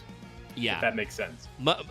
Much more geometric. The Klees were kind of deliberately kind of weird, rounded, unknowable shapes. Yeah. Okay, so this is as always. Hey guys, spoilers. I've realized how this works. This is another Pen Scale 1 or Pen Scale 0 level 1 machine pendulum. It's got 100 attack and 1,000 defense. Its pendulum effect is exactly the same as the first one. Each time a monster we flip face up, each time a monster is flip face up. Sorry, put an EC counter on this card. Pay 9, feel fine. Also, we've discovered the problem with Klees. They're all Kleefort Scout now. All of our babies, our level 1 babies, have the same Pend effect. Then a variant flip effect of. So, Alazonia flip effect is banish a random card from your opponent's hand until the end phase. And then, when your opponent activates a card or effect that includes an effect that adds a card from deck to hand, quick effect, change this card from face down defense position to face up. Add an Enneacraft card from your deck to your hand. You can reveal this card in your hand, special summon a monster in your hand, face down defense position. So, also, by the way, this is a great, like, 3-card Monty-ass deck where I think almost all of them, at least the little ones, I think, have that reveal to special summon a monster face down. So you can reveal them, and then special summon a different monster face down. So your opponent doesn't know, did you just set Alizonia, or did you set a different guy? I may have blanked out. I may have blanked out from my cargo being exploded a minute ago, but was it mentioned that all these have a scale 0, it looks like? Yes, I was pretty sure most of them do just have a scale. Like, you No, are not meant to pendulum summon with this deck. Yeah. I have them put up. They're all scale 0. Yeah, so I was like, I'm pretty sure they don't actually line up the scales because you can only pendulum summon face up. You're not supposed to do that with this deck. Which makes sense. The point of this deck is you use the pendulum zone because they, transform, right? They flip up, they expand, and then you can, using the field spell, choose to put them in your pen scale. Or you can just pen scale them. It also, I think, does technically make the FTK strat better, because if you put 2 pen scales, each of them gets a counter. So, like, you don't need to flip that many times to try and do that much damage. The main thing is just actually flipping them face up, because not everything is going to do it. Like, it's hard to FTK with this deck, because the way you flip your monsters face up is your opponent does something. So you can't just freely flip your guys. Like Alizonia lets you flip up when your opponent activates an effect that would add a card to hand. And why does it phrase that way? It's because then their flip effect procs after the chain resolves, so your opponent added the new card to their hand, meaning you might randomly banish it. It's basically like Dark Law, but only once. Okay. I mean, better... better to have Dark Law be a once-off than just forever Dark Law. That's cool, yeah. Right? Like, And then the funny part is, like, obviously, if you've seen the thumbnail, you can guess, they do transform into stuff. There's a whale. This guy's a fucking lion. Yeah! Looks fucking rad. Okay, that is pretty dope. This is just That's any just a Zoid. craft. Yeah, basically. But the name, they drop the numbering for the Enneacrafts when they transform. This is just Enneacraft Isa Leon. So as you can see, they put a pun in there. It's they rearrange the letters to form Leon, like lion. So this is our first biggin. So it has slightly different things going on. This is a level 9 light pendulum. Flip effect. Also 0 scale, like we said. They're all 0 scale. 3k attack, 2500 defense, so Blue Eyes White Dragon stats. Each time a monster's flip face up, put an EC counter on it. At the end of the battle phase, if you have an Enneacraft in your other pendulum zone, target one monster your opponent controls with less attack than this card. Destroy it. Bye-bye. Go away. Bye-bye. Goodbye. So, this monster is still a flip monster, but does not have a flip trigger effect, but rather, after this card was flipped face up, each time your opponent, while it's in the monster zone, each time your opponent adds a card to their hand by card effect, they take 9 for each card. So it's Trickstar. But that worse. Does seem to be the case of all but, funnily enough, our whale from our level 9s. Yeah. Like, all of them have a lingering effect after being flipped face up. Except the 9 one, which does have a flip effect. Or our whale, I mean. Yes. When your opponent activates a card or effect in response to your card or effect activation, you can change this card from face down to face up defense position. Return up to 3 cards from the field to the hand. You can reveal this card in your hand, special summon a monster in face down defense position. You can't special summon the turn you activate except down monsters. So yeah, this is a up to triple bounce, which could include to save your guys. Your opponent tries to imperm your monster. You go, you've activated an effect in response to my Enneacraft. Leon, flip, bounce that guy. He's no longer in the zone to be impermed. Get fucked, idiot. Like, this is a real control deck. Like, I gotta say this. I know some people are like, pendulum flip, too long, didn't read, bad deck. But, like, I do truly feel like Enneacraft is one of the most Yu-Gi-Oh! Decks of all time. This deck is nothing but, wait, hold on. You did something? Guess what? I have something for that. Look under here. Flip up. Like, this deck uses the hell out of hidden information zones in a way that is pretty unique to Yu-Gi-Oh! To just be like, oh, you're doing a thing? Hey, I get to flip my guy up now. My guy does a thing. Get flipped, idiot. I forget if we mentioned it. When we pendulum summon, we can pendulum these guys face down? No, they can't be cannot pendulum face period. down. So that's why they're all scale 0. So they have no way to actually pendulum summon currently. Let's not say that Konami won't fix that someday. You know, they could make a 9 scale or something, or make a 10 scale. They might just give them like a 13 scale because fuck you. Yeah, they could just make a weird scale effect and then say, I think what Loth is about to say, which is just that the high scales pendulum effect is just when you pendulum summon any aircraft pendulum monsters, you can pendulum summon them in face down defense position. Like, just break the rules. And it would still work probably because if you only have like 1 or 2 high scales, you have to very specifically fetch them out of the deck to set that up. There's only 3 each for scale 13s and scale 12s. Probably for a reason. Yeah. Yep. What is it? 4 out of the 6 are Odd-Eye/Z Arc related. Yeah, that tracks. One is fucking Valiance, and the other one is DDD. All of those track all very sense, much. Yeah. But yeah, so Leon's our first big one. It makes a big guy, bounces 3. If it's in your pen zone at the end of the battle phase, you get to pop a guy. Because, like, you know, your opponent may think to themselves, well, my opponent has a bunch of face-down monsters, so I'll just, you know, I won't activate a lot of effects. I'll try and just go battle and start running over guys. So it's like, oh, well, guess what? Don't do that. I'm going to pop you if you do that. I'm going to, you know, you're not going to beat my guys. I don't like looking at this guy purely because it reminds me of the fucking Zoids figure I bought years ago in the Philippines that I lost the parts to. Oof. The classic. God, is there a bigger version of this, or do I have to post this image for ants? Sadly, Chad, it seems like the internet is not really interested in making, you know, a high-quality expanded images for the the low scales because the level 1s, because they're just diamonds. The level 1, yeah, like the most thing to worry about the level 1s is the color scheme. They kind of all blend together into the same vibe. It's like they are in like different angles, but it's the exact same like. Yeah, they all kind of. I mean, they have slightly different lines because they're supposed to like form different shapes, and they have different halos, I think. But yeah, so this is Tritio Enneacraft, the 3rd. Expastis Ia. We like to say Ia Ia. So this one represents Type 3, the Achiever, which is, you know, it comes from Exapastisi, Deception.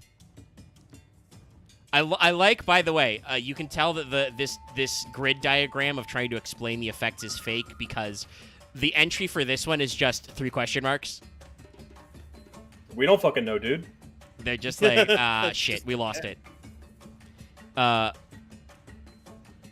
yeah, the Achiever's vice is supposed to be, you know, deceit. So it's you know, lies and stuff. It's the 3rd one. This one is kind of like red and either black or like dark purple. Maybe we'll see with the big mode. We're going big how mode. He looks. The big boy. Sorry, it's a FF7 remake thing that I got from this guy Chip is Cheese, weird. and then I went out there. Yeah, you think he's weird? He's a weird little guy. I dig it. I mean, I dig it. Yeah. Yes. No, I was like, I was glancing at his level 9 version. I mean, but Yeah, that's another one. We'll get there in a second. So the first one, the level 1, you're familiar with most of the basic stuff. You pay 9, feel fine. You add an EC counter. That's good. We got that. Monster effect: flip, destroy a spell trap your opponent controls. If you do, special summon a monster from your hand in face down fence position. So you get to go plus. Yeah, go plus. And when your opponent activates a card or effect that includes an effect that sets a card. That's right, chat. We finally did it. We have the card that stops you from setting traps from your deck. Quick effect, change this card to face down, from face down to face up defense position, and add an any craft. You can reveal this card in your hand, special summon, defense position, blah, blah, blah. So again, because of the way chains work and timing, this card goes, oh, your opponent is going to set a card from deck to field, probably, though possibly could be setting from field to graveyard. You go, cool, I'm going to flip Trito, I'm going to flip 3, and then its flip effect will proc, I pop your spell, I set a guy. And it's just like, yep, we're just doing it, you know? I mean, like, I do enjoy the reaction abilities of this deck so far. Yeah. I think the only thing is just, like, and this is why people were, like, thinking this deck was getting, like, regional tops and stuff, like, getting top cuts, was just, how do you play against this? We have, so far, 5 monsters, all of which have different abilities to flip themselves up. Sorry, 4. We're about to look at the 5th. But all of them do have different abilities to flip themselves up. And it's like, how the fuck do you keep up with that? First, procs when you activate a monster effect in hand. Second, procs if you're about to add a card from deck to hand. Third, procs if you're about to set a card. It's like, I mean, I mentioned this a lot as it's a deck I've played. I think I mentioned this last week. It very much feels like a Siphon situation where, like, the first handful of events it goes to, people have no fucking clue the access to play around it. But like the weirder a niche rogue strategy, like however you want to choose to call it, the more it sees play, the less the advantage of people not knowing how to react to the deck disappears. Yeah. The deck gets a couple of weird... The deck gets a couple of weird tops, and then people are like, well, shit, how do we stop Enneacraft? And you figure it out. My bad. Sorry, I was distracted by tiny, tiny feet. Yeah, this is Astapixia. He is a fox, probably. A giant laser death fox.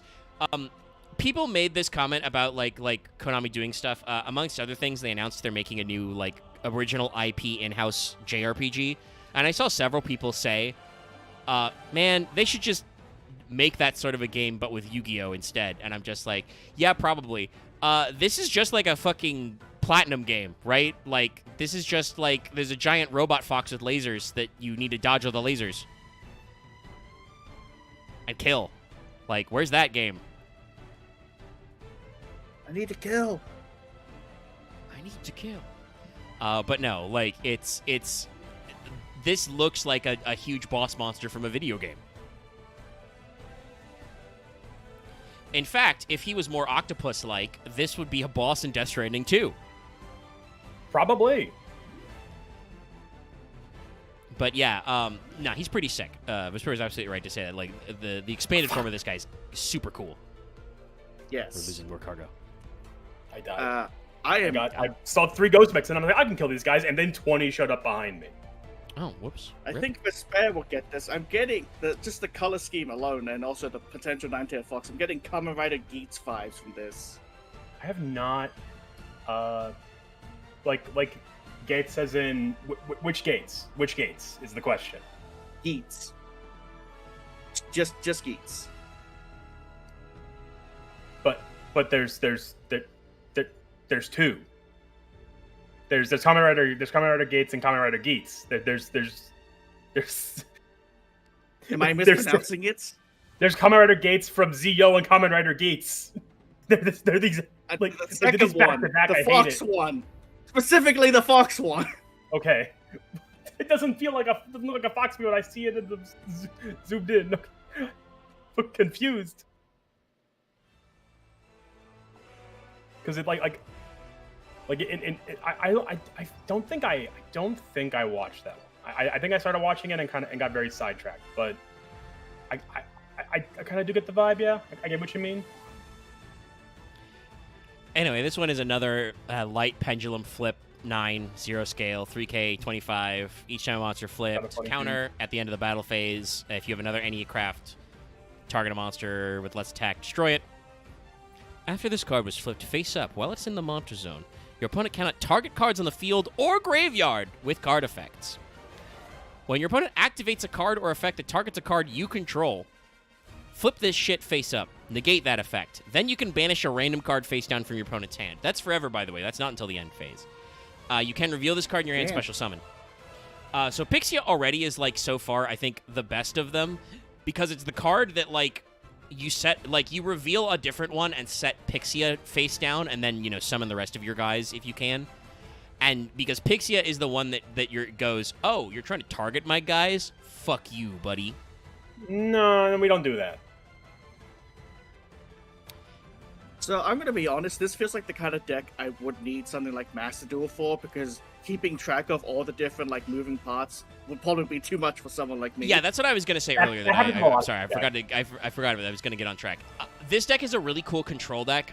I cannot imagine playing it outside of Master Duel or like Edo Pro or whatever your preferred simulator is, because I mean, I know you can, like, technically check some of your own hidden information zones, but that just sounds so finicky to just be like, wait, which guy do I have face down where? It's like, you know which one's the trigger, but you're like, I need to flip one of these face up. Hold on. It's this one. Whereas, like, with Master Duel, obviously, it will be when the trigger effect procs, Master Duel will be like, hey, your opponent targeted something on the field. Do you want to flick up Pixia? And I'd be like, yeah. Honestly, all of these are pretty good reps for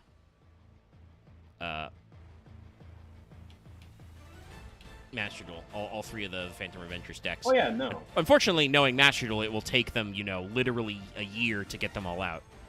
I mean, like, Cool Tune is not yet in Master Duel, for example. Yeah. None of the Phantom Revengers are. They literally just released K9. We're on the last deck build pack still out here. It's just so frustrating. Like Master Duel's cool. Like, they have such a good underlying. Unfortunately, I think I don't want to, you know, bitch about Master Duel in the same ways. Like, I have my complaints. I think most people have heard them if they listen to us for long. And I do think that I'm not afraid to say it. I do think that content creators contribute to the problem because they make Master Duel seem cool and they spend shitloads of money on gems that makes Master Duel not incentivized to, like, change their setup because they're making lots of money, even though the people who are spending money, like the guys at like Saga, and not to knock Saga, by the way, the last opener for Extreme Saga. Saga is an incredible series, regardless of the unfortunate the nature that it means that 3-4 guys have to shovel out for gems every so many days. Yeah, like the new Extreme Season opener was crazy good. One of the highest powered episode 1s in a long time, but in a really good way. Like wasn't a stomp. Red, you are right. I also thought of fucking V1 from Ultra Kill because goddamn it, of course. Sorry. Not very familiar with Ultra Kill, but I wouldn't be shocked because these guys are kind of like weirdly angelic. But like I feel like Master Duel doesn't suffer enough that they feel like they got to do something to like get people back in, and instead seem to be going down the other like enshittification route, which is just like, hey, it's the 4th anniversary. Here's 5 3,000 gem bundles that are only going to be around for 3 months and then never again, maybe. Smile. You got to buy these cosmetics while they're hot, and they also come with free packs. They've started making it so that when you buy bundles, you get guaranteed URs, which is not what normally buying. Like, secret packs, you're only guaranteed an SR unless you whiff the UR. Then you're guaranteed 1 UR, So they're trying to massage you into buying these things. And, like, people are correct. You can free-to-play them. It's still shitty that they try to do these FOMO tactics to, like, make you buy gems or make you feel like you have to grind Master Duel. Because guess what? Grinding Master Duel for gems to free-to-play sucks. Trust me, I do it a lot. Hey, Omega, let's not forget that they've still done the dumb thing of, you want a shiny card? Oh, yeah, no. Every anniversary, they make you randomly pick a pack, and it fucking... Like, they keep learning the wrong lesson. Like, they're just like, oh, you complain about this? Well, we'll just give you meta packs.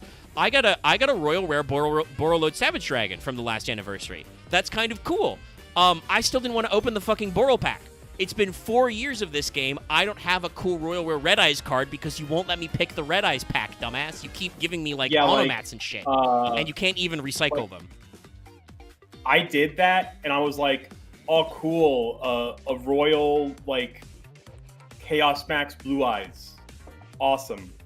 Thanks, never going to use that. No, and it's like, I like Royal Rares, but it's like, I didn't ask for this Royal Rare. It's so weird. It's weird what they do with it. So, like, but like I said, I don't think Master Duel is currently incentivized to change. Maybe with Konami kind of getting on their ball game a little, it sounds like, at their various teams, they might try and, like, do more. But Master Duel seems like they are pretty locked into every month you get a ban list, every month you get a new selection pack. The selection pack will add, like, one new, you know, pen and paper archetype in full, because that way we get to make lots and lots of ultra rares for you to do. Oh my god, guys, Vanquish Soul. I'm working on Vanquish Soul K9. I had a lot of dust left over. I still haven't made all the parts. That deck is so bad. Because, like, Vanquish Soul was already released to a shitload of rarity bumps because it was actually good in Master Duel in a way that it wasn't good in TCG. Holly Sue is a new card that's a fucking ultra. The field spell's like a super. And then also you've got K9, which is all the good cards are super or ultra. Like, I mean, obviously. Like, it's a whole mood. And, like, it usually does mean that some decks do get to kind of slip through the cracks, right? Like, some of them get to be super low rarity. But very rarely do brand new decks. Like, unfortunately, they're going to release, you know, they're going to release in probably 3 separate months because that's how they've been doing it for literally 4 years now. They're going to do, you know, Hecahands 1 month, Anycraft 1 month, Cool Tune 1 month. They're going to bundle a bunch of random crap in there. Depending on how they go, because they are absolutely insane. They might go crazy and do, like, the new Predaplant shit with, like, Anycraft, because they can both do pendulums. You know, they might do weird shit like that. So it's the pendulum pack. Yeah, you know, stuff like that. Like, maybe they'll release... Actually, no, I think they already released Archmage, so they've already done the Fusion one. So I don't know if they couldn't bundle, like, Hecahands with that. But maybe they'll bundle Hecahands with some other, like, Dark Magician illusion shit that you know, we've seen as well. Something like that, because they do that a lot as well. But, like, even though Hecahands is probably not going to be a good archetype, there probably are going to be multiple URs and SRs in it. Because that's just how Konami does this. Anyway, look at this spider. I apologize. Okay, I have one more last Master Duel No, thing. go for it. I logged in once. Here is the fucking Royal Rare UR they gave me, a fucking fish-related one in a deck I don't play at all because I don't want to play fish. Yeah, no.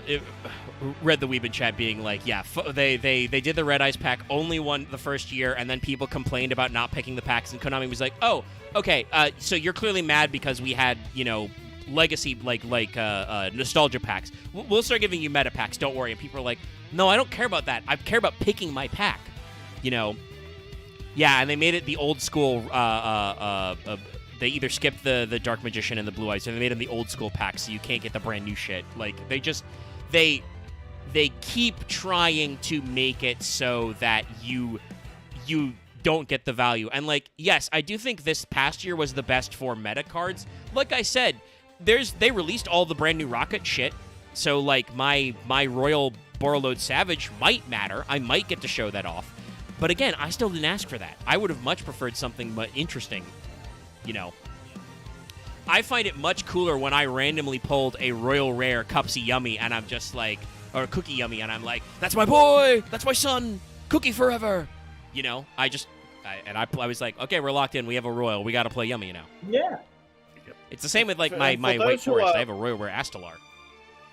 For those who are curious, it's a fucking Royal Rare Surfacing Big Jaws, because... Oh my god, it's not even like a goatee, it's just a random... You gotta be playing, like... Wait, what is it? Real random fig. I closed Master Duel as soon as I got it because I was like, fuck this. This is a fucking Shark Xyz card. No. So yes, it's not that's just a what Shark I was Xyz card. It is. Oh god, what the fuck is his name? Isn't the guy's name just Shark in Zexal? Literally, he is called Shark. It is Shark Legacy Support because his like his Xyz monster, his first Xyz monster is big jaws. Yeah, no, Incredible. like it's a little goobus. But yeah, so we're gonna talk about Atilaspia, like spider. It's supposed to represent Aplistia, which is greed. It's from the 5th type, the Observer.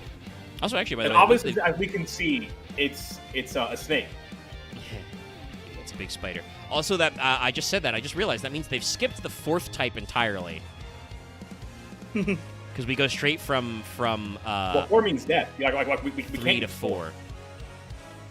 Oh, small detail that I think So what's is the what's fourth? happening here. If you look at his eyes, it's got like they're like lenses or like cameras or something. Because one's pointing in Yeah. a different direction. Well, I they dig probably rotate to shoot the death lasers. Yes. But You it's know, neat. that lasers that every giant intimidating mech had. Yeah, of course. And they have to curve. They have to be homing lasers. What's that? Lasers don't Obviously. curve? Shut up. Apocalypse do. Wait, is Apocalypse Dash or Doomsday? square. I think it's. Wait, no, Apocalypse is the planet. Doomsday is the guy. Right. Dallas isn't here. He would know. I also just made a Zone of the Enders reference because, yeah, that's No, it's actually Dark Side. your Dark Side. yeah, Dark Side, the anti-life. Doomsday's a the different fucking guy. like Hulk, like not Hulk guy.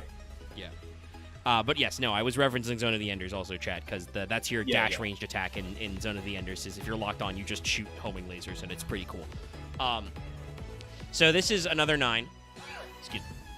Had to cough. And this is actually the legacy support. Like, this is the +1 they added in Blazing Dominion, but we're going to just talk about him now because it kind of helps bring the archetype together. Because this guy's crazy if you don't know what he does. If I'm assuming I'm did not remembering, read this him, is but the... I- Yes, it no, looks I remember cool. this one, yeah. So this is a light Looks like a machine big stick of pendulum water. flip, level 9, pen skill 0, 3k attack, 2500 defense. Has the normal pendulum zone effects, you know, place an EC counter at the end of the battle phase, destroy something. After this card was flipped face up, while it's in the monster zone, your opponent cannot activate cards or effects in response to the activation of their own cards and effects. No chain blocking, fuck you. When your opponent activates a card or effect that's chain link 3 or higher, quick effect changes card from face down defense to face up defense. Negate the activation of all your opponent's cards and effects activated before this one in the chain. If you do, destroy those cards. You can reveal this card in special. So we made the chain link negate card, but better because it only negates your opponent's effects in the chain. So this Incredible. card Advantage- actually advantage shores up a call. lot of problems in this deck. You may be thinking to yourself, just realizing, oh yeah, chain blocking would be a problem because the way the Enneacrafts work is they activate in response to your opponent's effect that does something. Activate effect that targets, activate an effect that would add to hand, right? That means if your opponent gets to chain block, you get to go, you know, oh, well, then you can't activate your Enneacraft. Atelspia is like, no, fuck you. You can no longer chain block. You cannot chain your effects to each other. Also that like that thing you try to just chain block him with, fuck those. Fuck them. Yeah, what's that? You're doing like a you know, we're doing a big huge back and forth scale? No, actually, I'm chain burning you. I'm gonna flip a guy, all your cards up in the chain, destroyed, negated, die. I believe the counter trap is banned in these call if I'm remembering right. That's the like if active a chain link 5 or higher, just kill the chain. Kill the Yeah. chain So link. this guy just flips the table essentially in that way. He's just like, nah, Yeah. fuck it. And I do want to Reset. say it's No. very fun that this guy is supposed to represent greed, because this is the greediest card in the world. This is the card that you're like, oh, the moment my opponent activates a chain link 3, I'm gonna fuck his day up. I'm gonna invent the no chain blocking floodgate. Your motherfucking life ends 3 chain links from now. Yeah. And like this card's not out in TCG yet, but I bet when this card does hit, because Blazing Dominion's not out yet, just came out in the OCG, but it's our next core set. You're probably going to see Enneacraft go back to Rogue, because this is the card that, like I said, covers probably the deck's major weakness, which is it forces your opponent not to chain block you. And also just, it's kind of like the Kultun cards that up your levels a little, where you're like, oh, wait a minute, that subtly fucks up a lot of stuff because it means that I can't chain my effects, so I have to either start new chains or might potentially straight up miss the timing. Like, may have to pick and choose which effects I activate because I can't chain them together. And it's like, it's not gonna really fuck up your day, but it's gonna fuck up your day in lots of little ways. So, yeah, the spider's pretty interesting. But we're gonna go back to normals. Yeah, this one's kind of... This one's blue and orange, not orange and blue. That's Ecto Enneacraft, Tromar Ia. Let me see. Probably we'll get a slightly better art of this, but let me see. Okay. Oh boy, okay, so someone did do a blow-up of this, but it's fucking 4,000 by 2,000 pixels, so hold on, chat. This one's gonna be fucking huge. Oh no, it's small. That's really weird. Did we automatically grab, like, a preview? Interesting. Weird. Hold on. Now I gotta fight Google Images, because, like, Google, you told me this image is huge.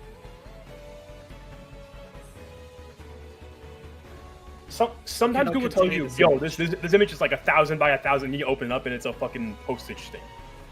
It literally just happened to me. Let me try and grab it from the source. So let's try that again. Okay, that's not as big, but is actually a reasonable size preview. Okay. So, this is Ecto Enneacraft. This is the one that turns into the whale. So this is number 6, the 6th one. It means the skeptic personality type. Tromera means dreadful. And as I said before, this one is blue and orange, not orange and blue.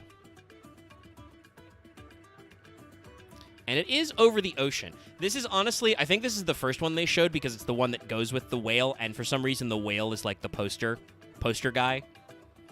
I mean, he looks cool. He does look pretty cool. I mean, you know, he's a laser shooting whale. I mean, you know, you've done that boss fight in Death Stranding 2, the Ketus.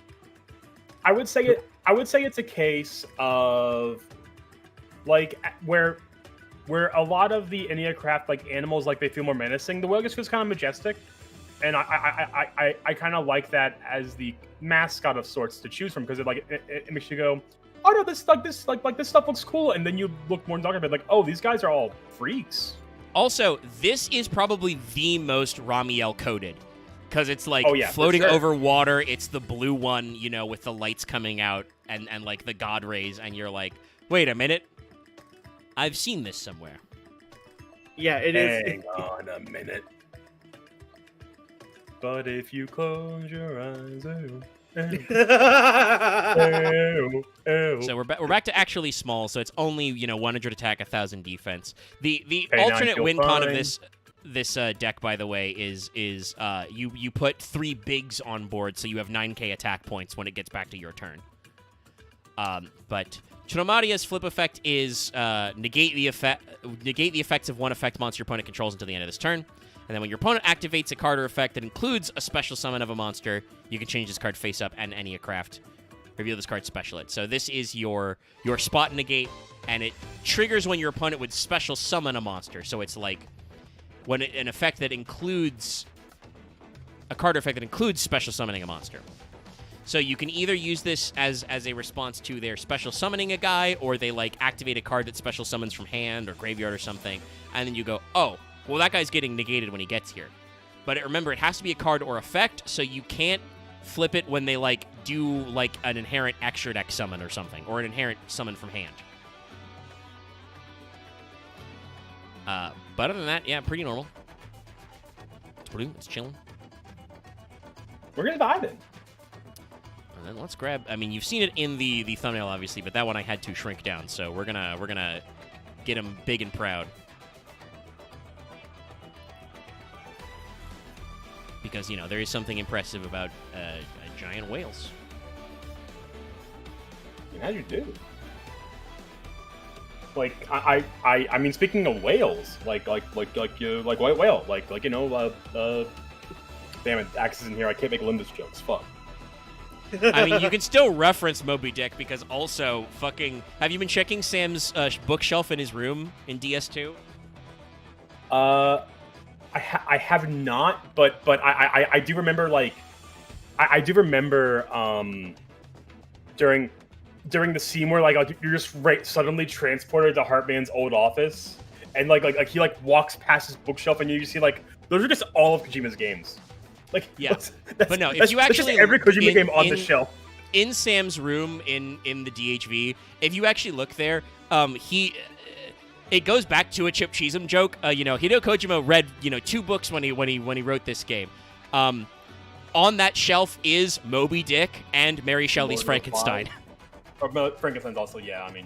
No. Frankenstein is the other one because Lord of the Flies is not that much of an influence on Death Stranding 2. But like, and if you look at them, like Sam will paw through them and Dollman will talk about it, and Dollman will be like, Sam, on the Pequod in Moby Dick, the crew of whalers was from all over the world. Isn't that just like us here on the DHV Magellan? Sam, do you get it, Sam? And I'm like, yes, thank you, Dollman. Actually, no, I think he's like, that's just like Kojima Productions. You mean you haven't heard of Kojima Productions, Sam? And I'm just like, Dollman, calm down, please. Yeah, no, don't hurt me, Dollman. I fucking love Dollman's info, like his sudden info dumping at random points. It's great. Not to turn this back into the DS2 podcast, but I fucking love Dollman. His role is so important in giving Sam somebody to talk to, but also like he's not there to boss you around. He's just there to be like, hey Sam, shouldn't we be getting back? Or like, Sam, you should take a shower. And he's like, Sam, you took a shower. Don't you feel better? Or even so much to be the point of like, Sam, it won't mean much, but if you have to, throw me at the enemies. I'll get them. And I'm like, the other thing too is like, I do like Dollman where he's like you've gotten everything then. Like when you're doing an order of like get 20 random pieces of shit, and you're like, yeah, fuck. Like it's time to constantly go through your cargo and like double check. It's like Dollman just go, yeah, everything then. Cool, let's get out of here. Yeah, he's like, that's all of the that's the part you need. Oh, you've got all of them. Shit like that. Dollman's a great addition to fulfill that slot because he actually, like, talks to Sam because Sam, one, isn't a talker. Sam Porter Bridges doesn't talk to people. It's kind of not his thing. And two, because of the circumstances of Death Stranding 2, Sam really doesn't want to talk to people right now. Yeah. Also, just like, random example, chat. Dollman immediately introduced himself as a therapist. It's a very important reason why he does that. Yeah. He is literally your therapist puppet. But yeah, also, I do love, like I said, on this like trauma healing journey to Australia.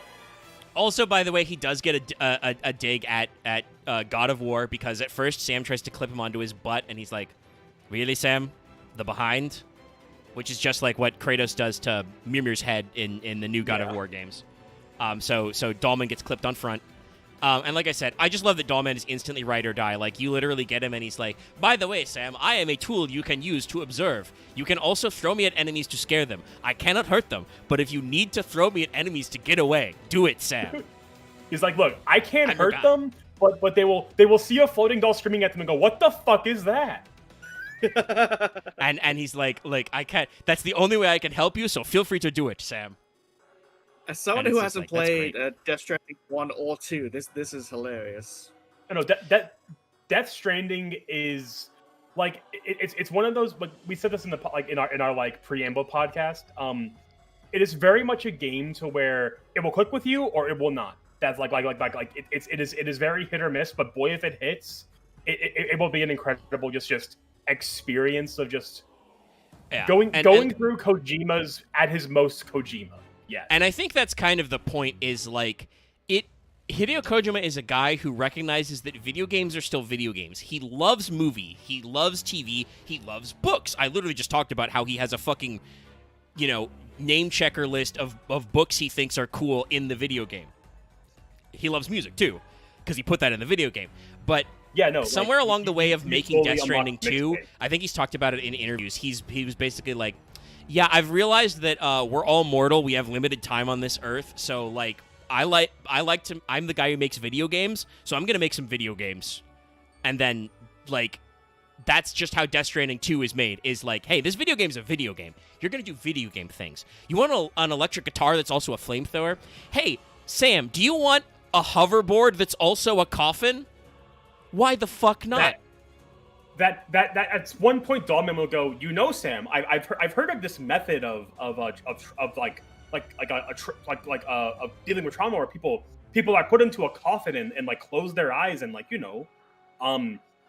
some people feel like calm, like sitting in a coffin and like in sensory deprivation. You should try it sometime. Yeah, no.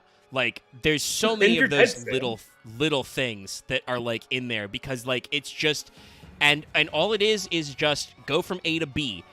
Like, fundamentally, that's how the game works, is, like, pick up package, deliver package. Sometimes you start somewhere where the package isn't, so you gotta go where package is, pick it up off ground. And then sometimes guys will stop you from trying to pick up the package. Sometimes there's a point C in your point A to B. Yeah.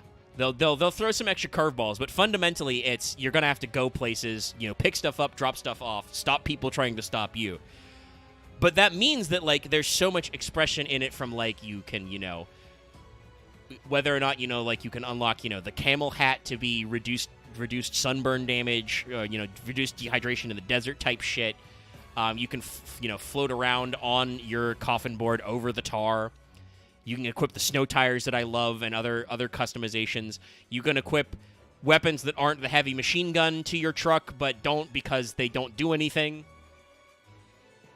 Did not have a lot of luck with either the mortar launcher or the rocket launcher actually working very well.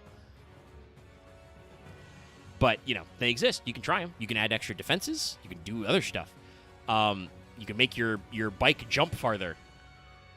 Sam, you want to build a sick ramp to do more jumps? You can build sick jump ramps, Sam. Like, it's just a video game that does video game things, and it's really simple, and also, I like Lucky Likes, and presumably you beat it, you also enjoy Vesper, the idea of just like, okay, how am I going to fit all this shit in my backpack? Put this here, put that over there, move around boxes, figure out where they fit. What power skeleton will help me the most in this situation? Yeah. And then they're like I saw a meme about the original Death Stranding that I brought up when we streamed it not too long ago. That was last year in kind of prep for Death Stranding 2 coming out. Lucky replayed Death Stranding 1 as part of our Kojima series because we ran out of Metal Gear games to play until this August. But like Death Stranding 1 and 2 is the ultimate I can carry all the groceries out of the car simulator. Yeah. Like it's pure human greed. I can do this in one trip. Yeah, no, it's the pure human greed of I could carry all the groceries in one trip, but that's such a like common experience that like you have fun with it, and then you can really have fun with it because you can do some weird ass shit. But we love it. Hey, we go to Australia in the second one, so instead of your handcuff being your knife, it's the boomerang, Sam, but it's filled with your blood. It's a blood boomerang. It's also a knife. And that's just how it is. Anyway, we've seen Atorimar on the screen for a while. He's dope. Which is very funny because we were talking about Death Stranding, and like this is literally a Death Stranding boss. He's even got the yellow chiralium colored lasers. And he's gonna bomb your ass.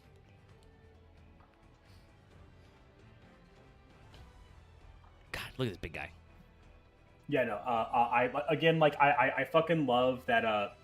You can't really see it on stream right now because of the art, but like at the top of the frame, like it's on all of the guys, but like it's more like showcased in the level 9s of. Let me pull him down a little. I tried to get this way because this has like an extended, but I'll make sure that the very top of the frame is on stream. There's an extra there's an extra like shiny fractal like glyph above them.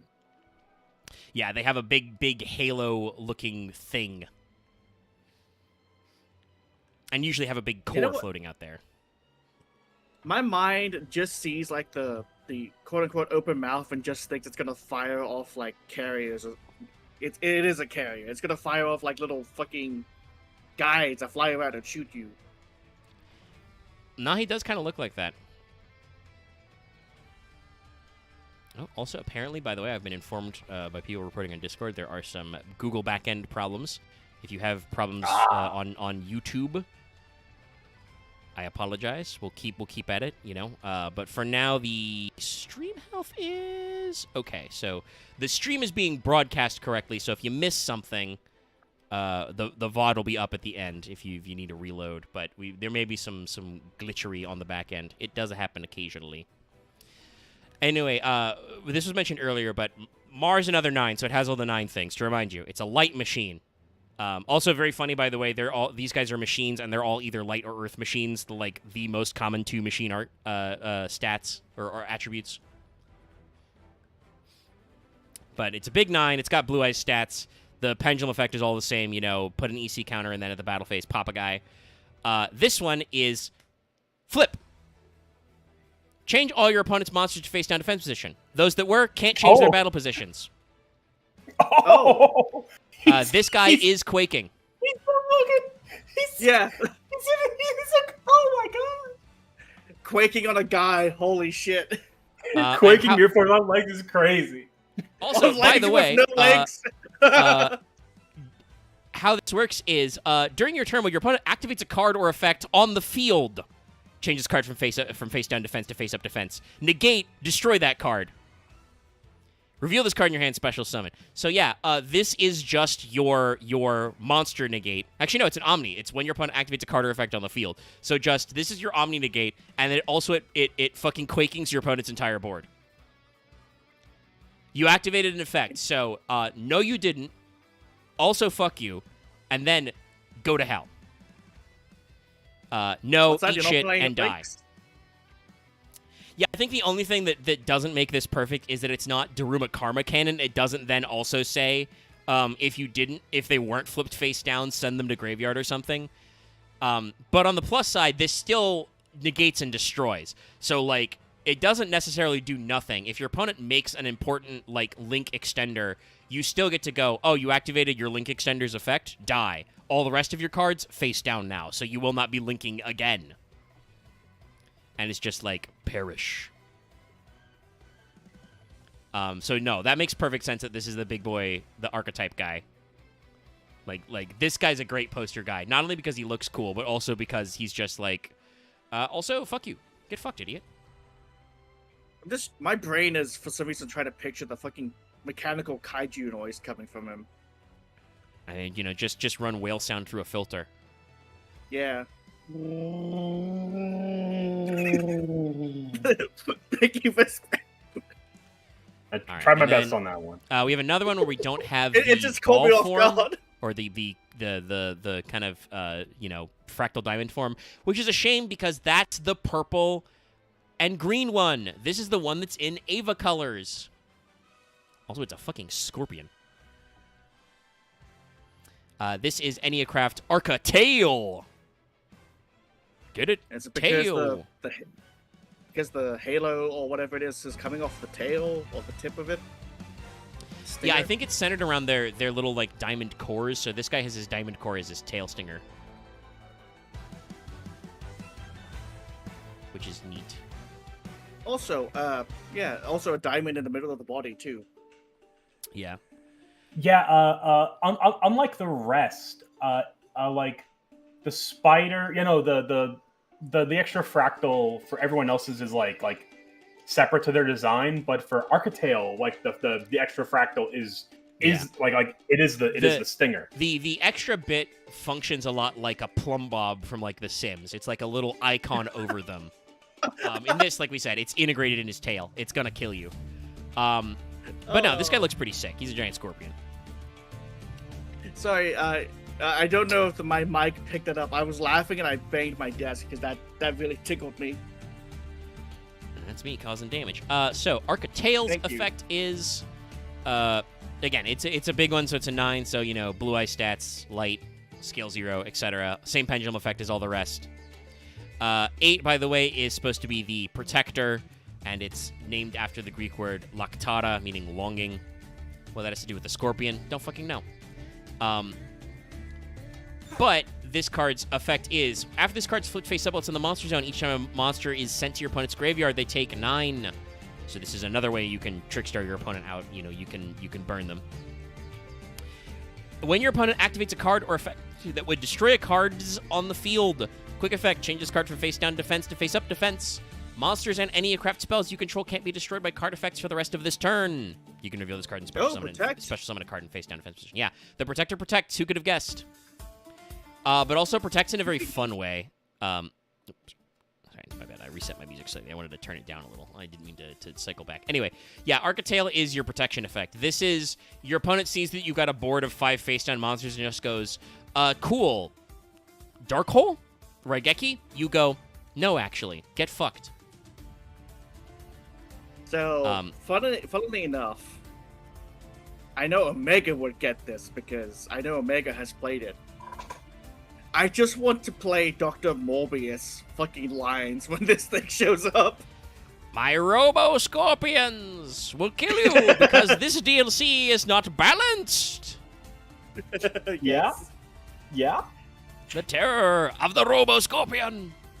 Yeah, no, this is a Robo-Scorpion. This is very Old World Blues coded. I mean, yeah. No, he's fucking rocks. Nah. Yeah. I can already picture several ship posts. You'd be like, look at this guy. And he's just holding up a fucking Robo-Scorpion. He protects things. And he does. And it's a good protection, like I said. Because this one doesn't negate the effect. It just makes it so that your Enneacraft...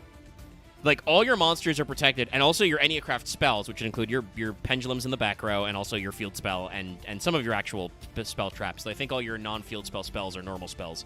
But yeah, no, it's a pretty solid one to get in there, and it's just like, no, this is great. This is another landmine. It's just like,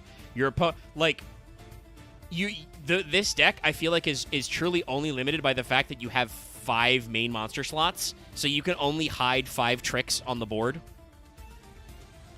And most of them don't have quick effects to set themselves. Like, you can technically bounce your guys back to reset them, like, on your turn, but you can't do it in the middle of your opponent's turn. But it does mean that basically you get to reveal all your guys and set them, and your opponent doesn't know necessarily which order you set them in. If you reveal Architail and set a monster, special summon them face down, your opponent doesn't know, did you set Architail or did you set another guy? And then when you reveal a different guy in your hand... Did you set the Architail you revealed earlier, or is that guy it's a very fun mind games deck, and I like that about Yu-Gi-Oh! That Yu-Gi-Oh! Gets to do these kinds of things. It also sounds like a huge pain in the ass in paper. Yes. Like, I'm just imagining me, like, with 5 face-down guys, and my opponent, like, plays Raigeki, and I'm like, wait a minute. I'm activating effect in response. I just have to figure out which one of these is my Scorpion. There he is. It's this one. One moment. Response window. Thinking. Yeah, thinking. So like it's. I know what I just don't know which one it is. Give me a second. I have it's one of these ones. Okay, and so the 9th one is number 9 is Inato Okneria, which Okneria Hesitation. This one is the opposite color scheme to the last. This one is green and purple, not purple and green. Ooh. And it's got it's really like a wind thing.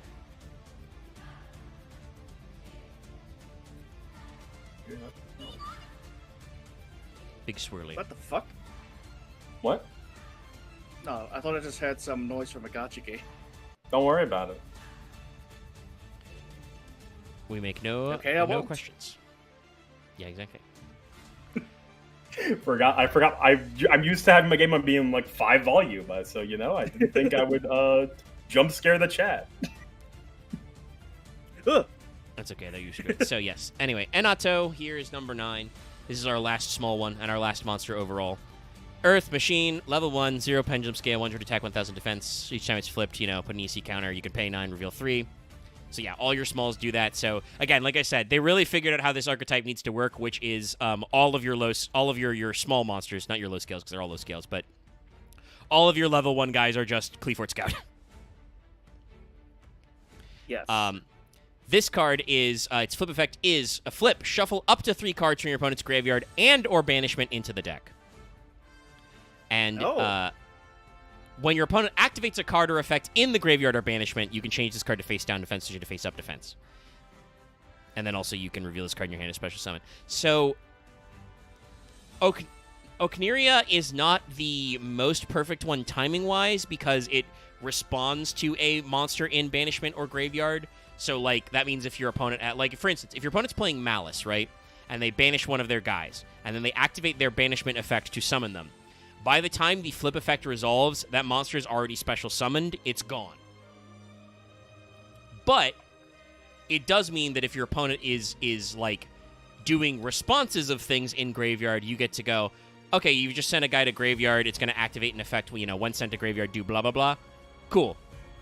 Okneria, your graveyard is gone. Whatever you were planning on doing with that graveyard stuff, put it back.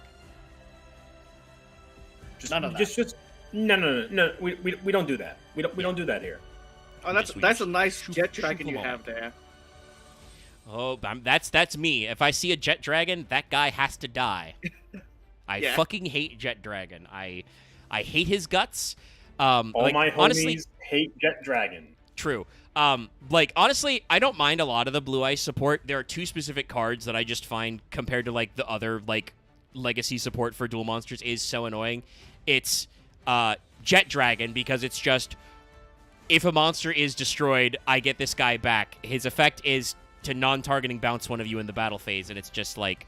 And also, your opponent can't destroy other monsters, so it's just like, cool, great, this guy's just here now. They basically made, like... Alzera Magul, Mazera Devile. I don't fucking remember the name of the guy, but they made an Algul Mazera for Blue Eyes. And the second card that really pisses me off specifically is Ultimate Fusion, because it's so much better than Red Eyes Fusion. That's the card where you shuffle back Blue Eyes from your hand, field, graveyard, or banishment to fusion summon, and then based on how many you fused on the field, you get to pop cards your opponent controls. And I'm just and you're not, special summon locked after that, because you have to use vanilla Blue Eyes, and it's just like, okay, all right. I see how it is. Compared to Red Eyes Fusion, which is just annoying. Oh my goodness. Okay, yeah, no, well, this is just in relation to the Google thing being down. Everything. I'm just gonna post this over. Hey chat, isn't Web 3.0 or whatever the fuck bullshit. Isn't it so cool how isn't Amazon Web Services so cool? Yeah, so let me just run down the list up here. YouTube TV, Google, AWS, Cloudflare, Roku, Netflix, Twitter, Facebook, Steam, Xbox, Reddit, Gmail, Amazon, Hulu, Instagram, TikTok, Google TV, Crunchyroll, Spotify, Google Cloud, Prime Video, Monster Hunter, Peacock, Pinterest, Twitch, Microsoft, Spectrum, Verizon, Roblox, T-Mobile, AT&T, Discord, Disney+, PlayStation Network, Xfinity, Fortnite, Arc Raiders, YouTube Music, and the image goes on further. This is just one screenshot. Oh my god. And it's obviously some these outage requests or checks don't all line up all exactly at the same time, but it's just that's so great that we live in a world where just some of these might be down. Where people are checking if they're down. They're wondering if there's a problem.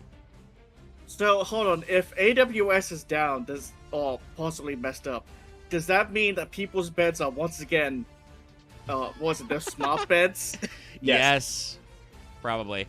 I will say a lot of services I think built in some redundancies after the last time AWS fucking exploded, because they were like, wait a minute, the whole point of AWS is that you don't go down. So if you can go down, we need you to not do that.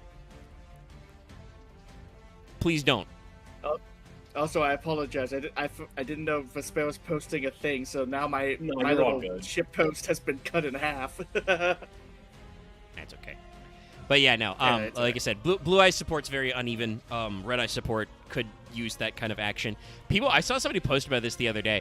Red Eyes has a fucking turn 0 card. We have Red Eyes Soul. If your opponent activates an effect, you can special summon a Red Eyes, discard Red Eyes Soul to summon a Red Eyes. It would be really cool if there was a Red Eyes monster that did anything on your opponent's turn 1. Yeah. And I special summon vanilla Red Eyes. It'd be really cool. Yeah, it would be nice if the deck did something. And unfortunately, Dark Dragoon continues to be a kind of pain in the ass, because I cannot believe it, chat. I really hope they do get him. Fucking Verte is still in Master Duel, and people are still Verte make Dragoon pass. And, it's still kind of annoying because usually they made that after you stopped whatever their primary play was, and then they're just like, oh, well, can't do anything. I guess I have 2 monsters. We'll make Verte send Red Eyes Fusion, make Dragoon pass. And it's just like, really? It's 2026 and I still got to put up with this shit? Can't believe that guy's banned. The funny thing, though, is that Sprite Elf is not banned in Master Duel. That guy doesn't do shit. Just kill the plant. And, like, they can't even be, like, because it's been at, like, Limit 1 forever. Like, they can't even be like, oh, well, you get a lot of free dust, because they've, like, weaned people down to 1 maxi. So you've already given people several big infusions of free dust.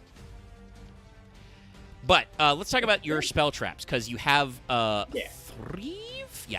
actual I'm seeing 4 spells. Oh, we already covered the spell. Yeah, we talked about the field spell. You have 3 other actual spell cards, which are in the type.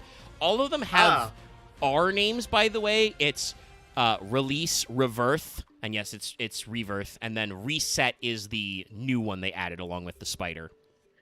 So you mean to say, Omega, that you've got your 2 and your pendulum zones, and then 3 spaces for these 3 spell trap cards? Well, they're all spells, but yeah.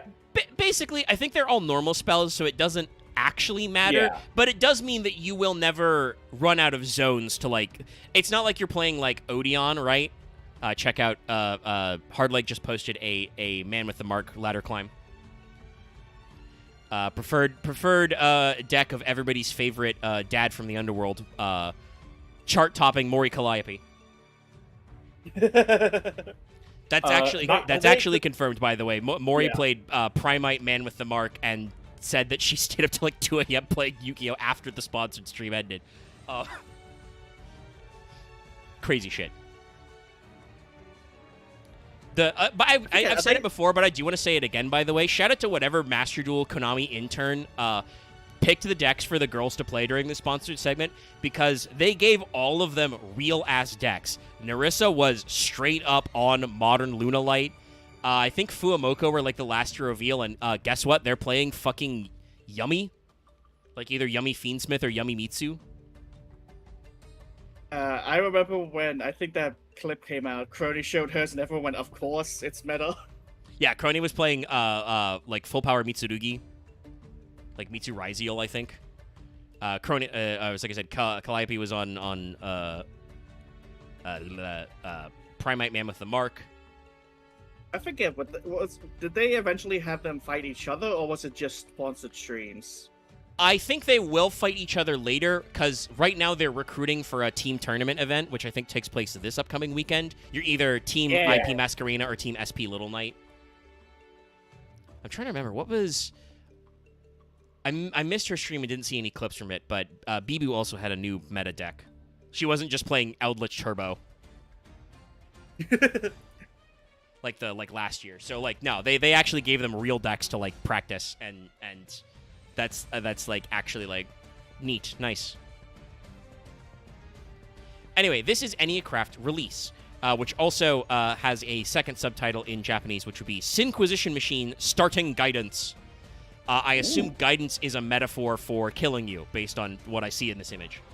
Yeah, I would assume the guidance is we are guiding this giant fractal to crush you.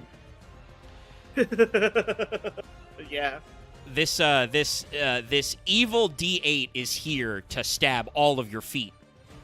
The unholy butt plug is here. Jesus Christ. No. This one has hard edges. You shouldn't do. This one has sharp edges. You shouldn't do that. Yeah, don't do that. Country don't do girls that, make do. Quiet you. Sorry. Anyway, Release is a normal spell that says place an Enneacraft Pendulum monster from your deck in the Pendulum Zone. If this card is in your graveyard, accept the turn it was sent there, banish it, add a face-up Enneacraft from your extra deck to your hand. You can only activate 1 per turn. So, yeah, first of all, this gets around Ash Blossom by just putting it face-up in your Pen Zone. Means you can always access it, your Pen Zones, basically, if you have a pen scale to scale, or you just activate Release. And then also later you can use it to get back your guys if they're face-up in your extra deck, you know? Just a solid card to start on. I mean, yeah, like you love that kind of shit. Like, again, this is another card that's like genuinely, I'm not sure exactly what the ratios would be like in an Eniacraft deck. Some of the effects are better than others. Like, the Spider is crazy good. That guy's definitely a 3 of. The Whale is just such a fuck you because it's negate a monster effect or negate any effect on field and then book your opponent's whole board. I'm like, that sounds pretty sick, you know? Whereas, like, some of the others are, like a little more situational. Here's a few top 8 lists from Querétaro. Just says core TCG. Oh, there's a remote duel and a Riyadh. Oh my.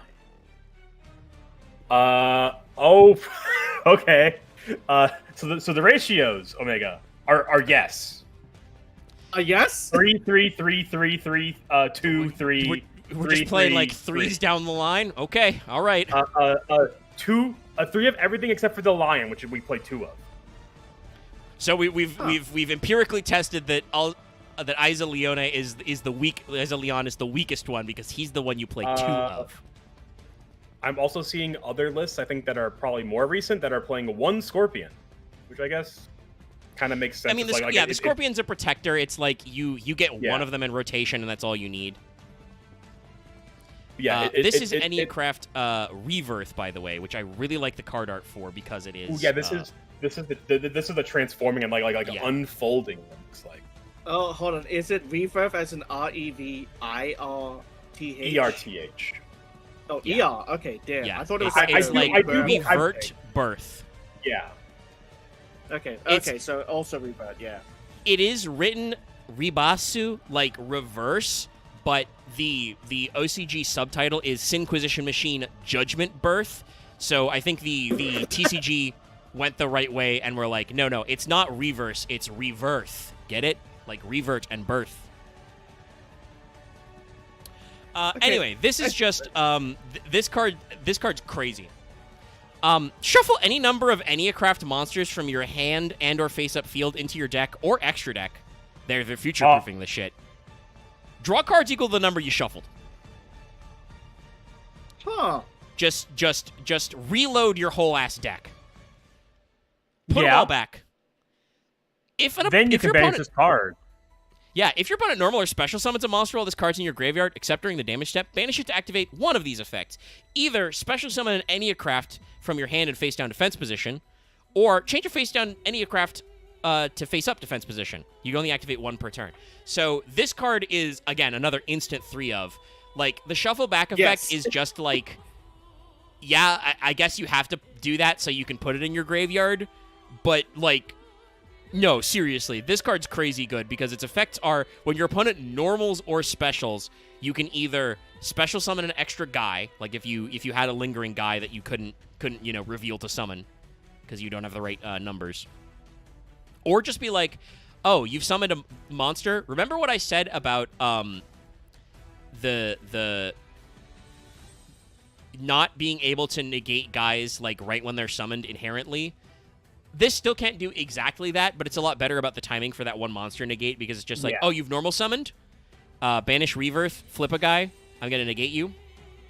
Or your opponent summons a bunch of guys, you're like, cool, great. Rebirth, flip Mar, you're face down now. I would say the other thing is too is like summoning this card down, your opponent feels almost forced to try to do something about it, which can play into your Scorpion Chain Link bullshit. Yeah, no, they feel like they have to react. But because, depending on the chaining, this might already be like Chain Link 2. Your opponent goes, oh no, you've activated Rebirth. What do I do? Let me... Spider. It was a ruse. I have spidered you. Yeah. Yeah, no, like, honestly, like, going down this whole list, this deck does seem interesting. I do feel the main problem just comes about is just sort of, like... This is the problem that Tier Mirrors had, right? Like, not literally, but, like, there are a lot of activations. There are a lot of effects you have to be careful about. There are a lot of triggers that are mutually incompatible, and there are a lot of cards you're activating where you're guessing, like, you're activating ahead of your opponent. You, like, for instance, the one that flip effect is pop a spell trap. To flip that normally without using, like, Rebirth, your opponent has to activate an effect that sets a card. So you have to go, oh, you're, like, discarding, you know, Labyrinth Furniture to set a spell trap. I want to pop that so I can special summon a guy. I don't want you to have, you know, Big Welcome on the board or something. So I have to flip my monster now. But it's before your opponent actually sets it that you activate the flip-up effect so that you trigger the flip effect on a new chain after they set it. So, like, your opponent gets to go, oh, well, I haven't resolved, so maybe I'll set a card I don't care about if I can, you know, kind of a thing. Or, like, the flip effect when your opponent activates a card in Graveyard or Banishment, you go, all right, I can target up to 3 of your cards to shuffle. So your opponent goes, oh, so you're going to be shuffling my cards back on a new chain. Let me, you know, start chaining things now. I think that's why the Spider is so important, because, like, this is a deck that forces your opponent to be like, oh, you're doing something, I have to get my stuff out of the way now because you're going to counterplay me, right? Like, your opponent feels like they have to front load their chains, and then you go, ah, you've chain link 3'd, Spider. We do have one card left to review, but I think like my general viewpoint on this deck kind of like yeah, your babies are like doing some cool stuff, but this deck does feel too intent on the react play and not the proactive play. But I still do feel like all the reactive abilities are incredible. Yeah. Your main weakness in this deck is you have a couple of funny burn cards, like the field spell burns, and a couple of your big 9s, like, you know, oh, your opponent added cards to hand, they take 9 for every one they do. Like, that'll kill some decks if your opponent doesn't do something about it, right? Yeah. Same with, like, the send a monster to graveyard. Like, every time they send a monster to graveyard, they take 9. You'll die, depending on the deck you play. Like, that kind of demands an answer. But the problem is that if you don't have the right counterplay set up, you go, I demand an answer, and your opponent goes, okay, I answer. You know, activate Imperm in hand. You're dead. You know, like, that card is negated for the rest of this turn kind of a thing. Or, you know, activate a card that spins that guy back, you know. Or, that guy was special summoned. I'll make Nightmare Cerberus die. All right, I'm double-checking, but I think we've only got English translation, blow-ups of this guy. This card's, like, brand new. Reset. Yeah, like, so the only thing left is reset. grab it. Like. Not that reset's not cool, but it doesn't look like anybody's in demand to, like, go really interesting. Glancing, like I like skimmed through the effect. It's your terraforming. It's your terraforming, but no, never mind. I got it. I started reading lists like, oh my god, never mind. It does, if I remember correctly, this card does stuff, but it's not as much of a boon. This is coming out also in Blazing Dominion, I think, so it's not as cool as the Spider is for the deck. It's more so just like you. When we read the effect, you will hear every listener's danger sense activate until you finish the sentence. Yeah. Okay.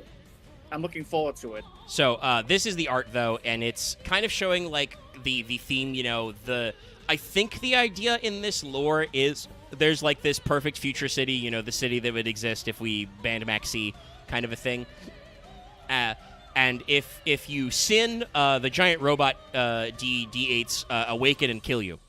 And then they rebuild the city. You know, we reset and we start again. What this normal spell does is, first of all, place one Anniapolis from your deck or graveyard face up in your field zone, or if you control Anniapolis, negate the effects of face-up cards your opponent controls up to the number of cards in your pendulum zones instead. Yeah, that's what I read. I'm like, this is Droplet? What do you mean? Yeah, you're about to say, oh, this is like Dark Ruler no more? Oh, no, it's only 2. It's if I already control Anniapolis, it's a double imperm. Which you know is I'm not saying that's bad, but it's not even imperm because it is forever. That's pretty good. And I gotta say, Droplet is still a really annoying card. Like, I've been Dropleted a couple times in Master Duel recently, and it's been like, that fucking sucks that there are decks that can Droplet me for 4 and then keep playing. I do think, this is a card. I understand why they put the restriction on it, because if it's just blankets... Oh, there's more to it. Oh, okay. Yeah, we have a graveyard effect as well. But yeah, no, you're correct. If it was terraforming and Dark Ruler, if you already had the field spell, that would be crazy, right? It would be insane. but it's not. Its graveyard effect, though, is if your opponent activates a card or effect while this is in the graveyard, except during the damage step, you can banish this card, change any craft monsters you control to face-down defense position up to the number of cards in your pendulum zones. You can only activate one reset per turn. So it is a reset. It is, if your cards are already flipped face up, you can, when your opponent does something, flip them back face down. You can use this, obviously, to dodge things like Imperm so that their effects resolve, but it also does reset your flip effects for later. It's not, like I said, not as essential as the Spider, but a very good card. It's another way to get you to the field spell because there is no terraforming. Though the OCG did recently reveal in an upcoming pack, they are basically making terraforming but fair now. There's going to be a new card, I forget what it's called, but it's banish 3 synchro monsters from your extra deck, add a field spell to your hand. Damn, okay. So, like, that's pretty harsh, but some decks are going to do that. Speaking of which, by the way, Eniacraft is one of those. You don't need your fucking extra deck in this deck. Oh, like, yeah, exactly. Like at most you're playing like maybe a few funny 1s or a few funny 9s, but there's probably a couple if in an extreme circumstance you can always go back to the old standby in rank 1s and play fucko. I'm going to see what people play in extra deck. One which is your extra deck, interesting. Yeah. One, we're playing very close to just playing no extra deck Monarch. K9X Werewolf. Valen the Super Sky Blaster, a rank 5? Rank 5? What's the idea? Is it? Are we playing like what's her face? Like Terrors of the Underworld or I forget what the Scythe Girl's called. The one where like you get to discard her and then like compare extra decks and then banish one card that's in both. Is that Underroot or Overroot? I mean, I'm seeing Soul and Luna, Book of Eclipse, Dominus Purge, Dharma Karma Cannon. Those are all good. Those are all good traps. Dharma Karma Cannon's good. I'm not seeing the right hand trap. I'm not seeing any reason we're playing this. Maybe I'm dumb. Maybe I'm blind. But target one monster you control, one monster you control amongst your opponents. That's just the Book of Moon. Dharma Cannon. Does Dominus Purge send a card? No. Dominus Purge block. Yeah. I think Crossout Designator only sends from deck, not from extra deck. So this deck isn't even playing Crossout. Yeah, no. There wouldn't even be a line. Wait. Nope. No, that's... My best guess was, we're playing Vanity, but that's a 6. I have no clue why this is in the extra. I have no clue why that's in the extra. But the rest is Mariologic Aggregator and of course Zeus, because why not? Well, yeah, that's anyone you can do. An Aggregator is if you send from extra deck, you get to negate. So like if there is any kind of extra deck sending. Linkaribo, thank you, chat, for bringing it up. You have to banish 3 level 10 synchros specifically. Yeah, but still, it's and like synchro. Yeah, you're. That doesn't matter because if you're playing this card that searches a field spell, those three synchros are dead cards anyway. Like you probably aren't playing it in your synchro deck where you make 10s. You're playing it because you have 3 free slots in extra and can banish them to search a mission critical field spell. But still, that is important to that it's very specific sort of deck building. Yeah, here's a different list that's just playing the generator Xyzes and the yeah, but it's just like 9s, you know. Jormungandr, Leviathan. Yeah. I think Aggregator is actually a 9 or 10, so maybe you can do Aggregator is a 9, yeah. Yeah, Aggregator, it's Leviathan. 2 plus level 9s. Enter Blackbeard. Oh, you know what? Aggregator can send Sky Blaster. This card's into the graveyard, target a face down card in the field, destroy it. So it's an MST. Yeah, it's just it gives you fodder for Aggregator. Yeah, we're playing Aggregator with 2 Tutants and a Sky. So like I assume we're just playing these and like these are just like our you just cards. Basically with Eniacraft, you're playing your best of rank 1s, your best of rank 9s, and then like you said, you can play some generic links. Like you can play Linkaribo. Obviously, you can play SP. You could probably play.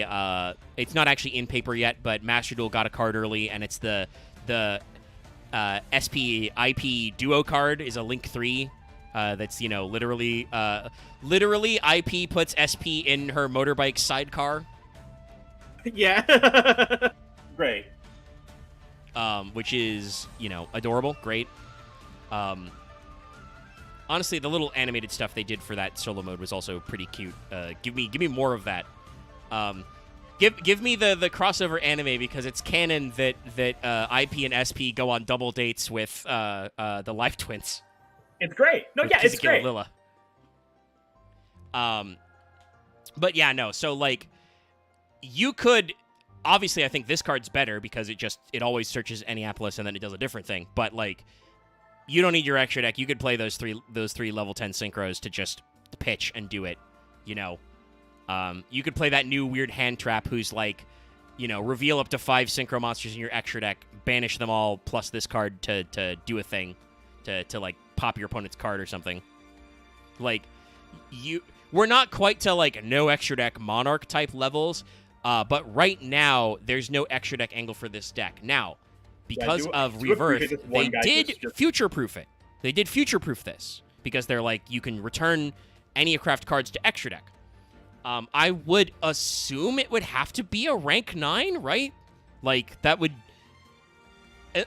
unless they make a new level 1 that's a tuner so you can tune Synchro 10s. I mean, we can also just make, like rank 1s or rank 9s and just like, fuck around. Yeah. Make a rank 1 like, that somehow facilitates it. Do Xyz monsters don't lose their material if you flip them face down, do they? They just can't detach them? But what'd you say? Yeah, do Xyz materials go... Do Xyz material... Do they lose their materials if they're flipped face down? Oh, I'm like 90% sure no. Yeah, I don't think sure they do. Don't. I've had... It's just that obviously if you're face down, you can't detach them because your monster doesn't have effects.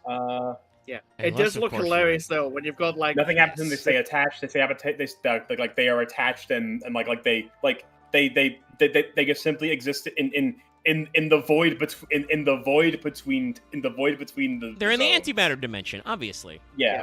It's just hilarious because the Xyz material is still gonna stay upright, but the monster card, the Xyz is faced out across them. It's very funny. So like, you could probably do something with that because you wouldn't lose materials. You could make flip Xyz monsters.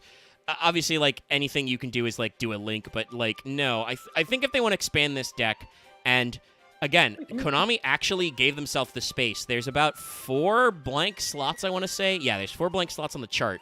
We don't have the level 9 version of Orgia. We don't have the level 1 version of the Spider or the Scorpion, and we don't have the animal version of number 9. And we don't have 4 at all. They probably did skip 4 because 4 means death. They didn't want to do the 4th, but we don't have the 4th small or big. I found something. I found a very interesting ruling that I thought about. According to judges, you can still... obviously you can't use the effect of the monster that is flipped face down because the game does not recognize it has an effect. Ooh, but if you can detach, like if you're playing like Ryziel or Goblin Bikers, you can still detach them? Yeah. Ooh. The game still acknowledges that those are Xyz materials despite the game state not knowing it's an Xyz monster. They are materials and they are attached. We just don't know what they're attached to. Cool, great. I love that. Yeah. That's actually very funny. No, Konami, seriously, give me some Ixie Enneacraft. We can probably do something funny there. But yeah, no, like there's room for them to expand this archetype.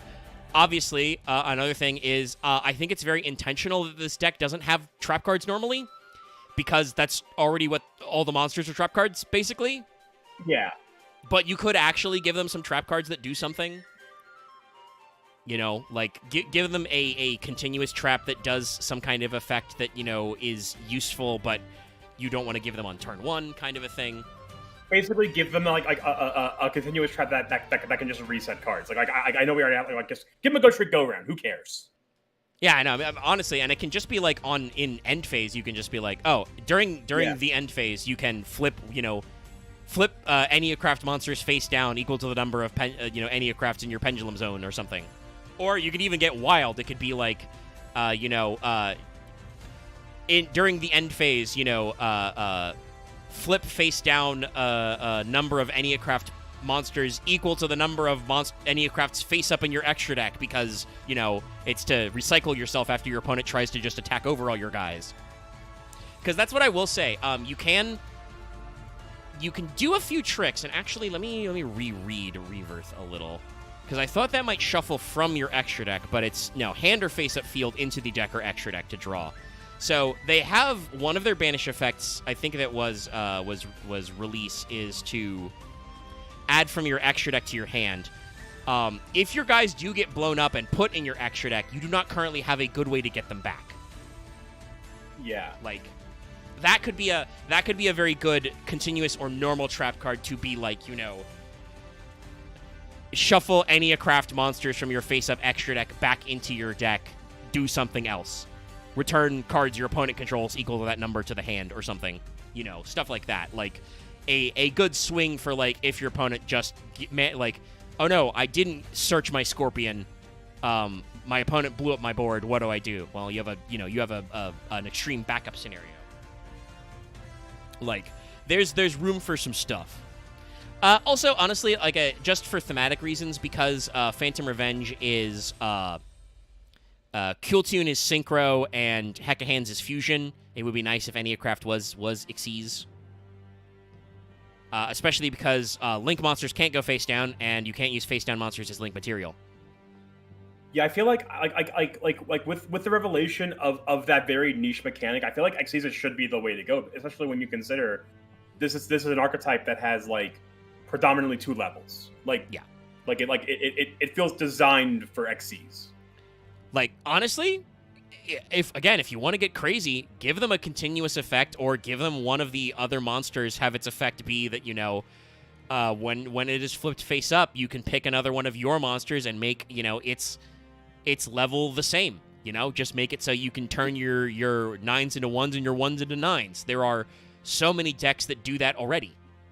Like, you could absolutely just level fix. You know what, Omega? We completely forgot. Like, I just realized the obvious reason why you play 3 of everything because of the search effect of these guys. It's actually we brain fogged that for a second. I was looking. Yeah, it's been so long since we brought that up. Like, every one of the level ones has that effect. That is true that you probably want to play 3 ofs for maximum consistency if you can. The issue with that obviously is that, like, if you're, you know, well, if I've drawn one of the 2, but I really want another one of them for something, I can't do that, or, you know, you can get blocked up on stuff. But I think it still works out. I mean, I think another reason why you run 3 of is also it does make consistency better for the future, because, like I said, if one of your guys gets blown up, you have another copy, because you are not getting that fucker back from the extra deck. Not only that, but also like Rebirth. Like Rebirth will just put him back in, so it won't matter. Actually, you're right. True, with Rebirth, that is a good reason to trigger Rebirth. Is you're like, oh, well, I want to search this guy anyway, but one of them's already in my hand. What do? Rebirth, shuffle back, pay 9, reveal 3, get the guy I want, and Rebirth is in my graveyard. So no, they did a lot of thinking about this deck. This deck's very cool. One, it is still just a pain in the ass and paper to play, and also I'm very curious to see what Konami does with the. Carlos, we're not necessarily discussing like that you can't use face down monsters at all for Link summoning, even though it falls into a weird space. Yeah, it's more so that because Link monsters traditionally cannot you cannot turn Link monsters face down, so you can't engage in this deck's primary. There's no such thing as a Link flip monster. Yeah, and there are links that interact with face down materials, but they are few and far between and are usually archetype specific. I don't think the Ghost Trick Link is very useful in this deck. It might have some niche uses. Well, the Ghost Trick Link requires a Ghost Trick monster face down. Yeah, so obviously you can technically a Link monster could just say it can use face down material, but there's no reason to do that. Festival does require a Ghost Trick monster as well, but it just has you can use a face down Ghost Trick as material, which I guess doesn't it won't matter because the games don't recognize as it's sent. It's like, oh, that was a Ghost Trick, so who cares? Yeah, the material was correct. It's like how Fusion can send. Fusion has always been able to send face down monsters. It's just in the act of sending them, you know that you reveal and know that they are correct. Yeah. If it was not a correct material, you could not have fusion summoned. Therefore, 10,000 years of death. Look at these 2 face down cards I have. I made Xyz out of them. Do you know if they're the right levels? Yeah, that's because that works because face down monsters don't have levels mechanically. They do not have levels, so you cannot overlay them. And I think honestly we talked about this where like that was Dallas's thing that he couldn't fucking remember that you can't use tokens as Xyz material. That I think is just because I think that's just a ruling thing where they're just like, no, tokens cannot go to the attach-detach dimension because you can't send them to graveyard. It's just that it's more so like with tokens. The moment a token leaves the field and Xyz materials do not exist on the field, they vanish. It's just a consistency ruling thing where it's like, yes, they do have levels, but a token cannot leave the field, therefore it cannot become materials. It would instantly go away, so we will not allow you to use it as material. But like technically you might be able to do something goofy with like the Link version of Fiendus, Subterra Behemoth Fiendus. Unfortunately, she's too early to actually let you use face-down monsters. I think she's just 2 flip monsters, but I don't think you can use them face-down. 2 flip monsters gains the attack of the combined levels of Subterra monsters used for its Link summon, so it wouldn't even get. It wouldn't matter. It wouldn't be really good. And if you just one monster from your hand and defense position, you might, if you were like me or Dallas and you wanted to be a psycho, you could build like an Enneacraft, a Subterror type list. But I think, again, the fact that they made the field spell so critical to this deck is Konami is designing this very directly so that this does not just become a vehicle to do Guru control again. They're like, no, you can't do Hidden City, you can't be searching Guru, you gotta play the Enneacraft field spell, man. I would say the other problem with Fiendus is that you can't cheat out any of your 9s but the whale, because it has to be a flip monster it's cheating out. Actually, no. I think all of the. Let me double check them. I think all of the flips, even if they don't say flip effect, are flip monsters. Let me grab. No, they aren't. It's like the only flip monster of the 9. Leon says machine pendulum flip effect. It's right here in English. Wait, what? Yeah, no, we're just fucking making up rules, even though it's not a flip activation effect. It has an effect that a continuous condition that applies when it is flipped face up. But no, it is still says in its text, machine pendulum flip effect. So, like... Okay, sure. No, like I said, Konami is doing a lot of future-proofing with this deck, where they're like, no, these guys are even if they don't have traditional flip effects, the big guys are still flip monsters. So yeah, I mean, like fuck it, you're probably just playing Fiendus and Architect just because you have space. Like who cares? Yeah, I mean, she lets you remove 2 guys, get 2 guys off the board. Yeah. Let you remove 2 guys, and can let you cheat out one of your 9s that like you're, I guess. Like I said earlier, there's a thing with your math because you can only once per turn. Actually, no, you can't. It's not. Is it once per turn? Wait, does Rebirth can Rebirth shuffle? Ooh, no, you probably don't because Fiendus sends to grave, and you can't get them out of the grave once they're in there. It's true, you can't get them out either. Also, actually, I just realized, I was thinking that the reveal effect is once per turn. It's not. It just locks you to summoning in face-down defense position. So technically, you can, I think if I'm reading this right, you could reveal Leon, for instance, special summon another face-down, and go, guess what, that monster's not Leon, it's still in my hand. Reveal. Summon another monster face-down. Like, that doesn't have a once per turn clause on it. So you can just keep revealing the same guy over and over again to give your opponent no information and just set your whole hand. Funny. So, the main thing that would just stop is if it's turn 1 and you have 6 monster cards in your grip, you would scale one of them and then could search an Enneacraft. I guess you'd search a spell in that case. If you hold all monsters, you'd be like, field spell? Probably.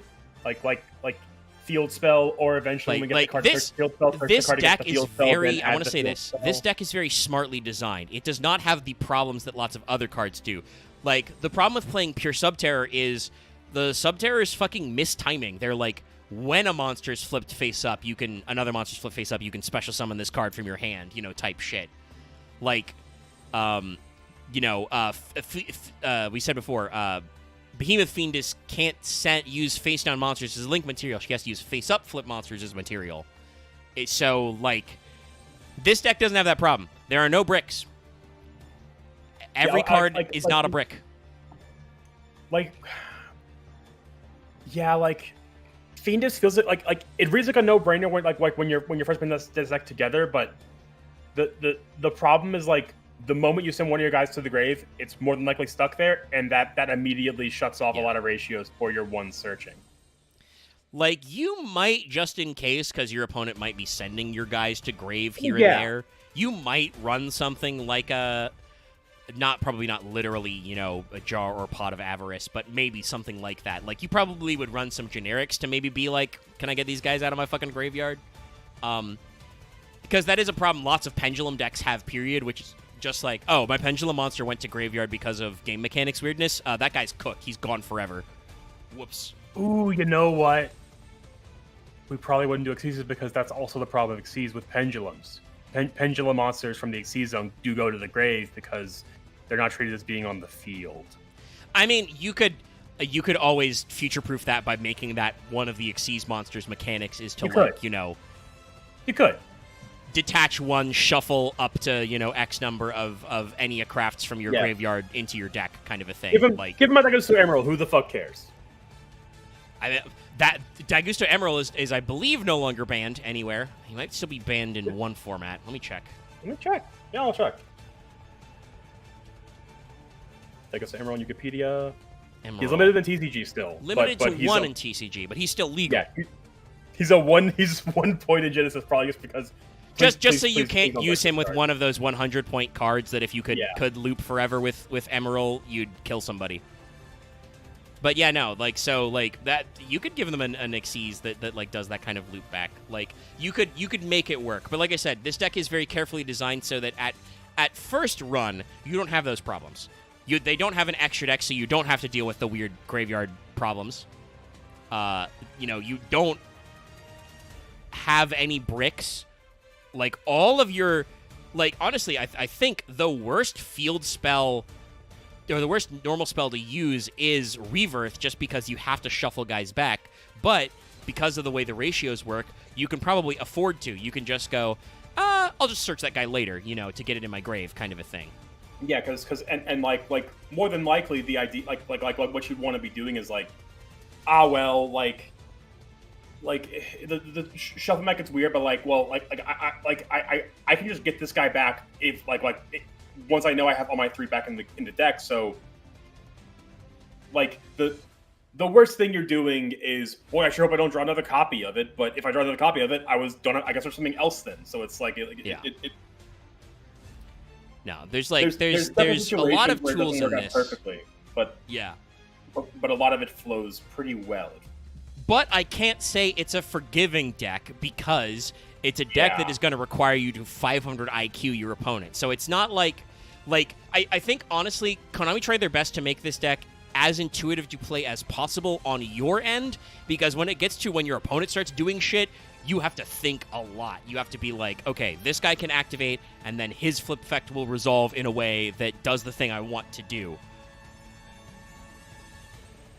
All while also, like, you know, trying to dodge the shit like your opponent goes like, all right, you know, Raigeki, Dark Hole, Feather Duster your pen scales so you can't FTK me, you know, shit like that. Imperm your guy that gets flipped up. You know, all kinds of things going on. There's lots of... There's a lot of moving parts to this deck. Which is why, like I said, I would never... You will not catch me playing this deck. You would not catch me playing this deck playing in paper, even if it was all, like, literally pennies. That would hurt my brain. I will probably still find a way playing it in simulators, now that we can play this in Genesis, because no EMZ, no extra deck rules means no pendulums, so you cannot play it in Genesis at all, basically. You know, I didn't think it... Like, I always forget that. I was like, let's look up Genesis list for this. Oh, there's none. Weird. Yeah, it's because you can't play pendulums. Like I said, I think they may eventually adjust Genesis to do that, but a lot of people seem to forget that, like, the problem would be that would probably make pendulums more toxic if they were allowed in Genesis without the EMZ, because that means they would have to go back to MR3 pendulum rules, which means you would be pending 5 every single turn, which is probably not good. You'd have to point a lot of penned cards. That's a real bad problem. It's one of the reasons why I sadly cannot play my dumbass Pendulum Magician Zeok deck, because, no pendulums. Honestly, no we should. I wonder if we can. Yeah, I think in EDO Pro we can do like previous master rules with modern cards. We should let you play your modern penned magician build with the old pendulum scale rules, so it doesn't take up your back row and you can summon to main monster zones. You would probably kick the shit out of us because I know for a fact you can.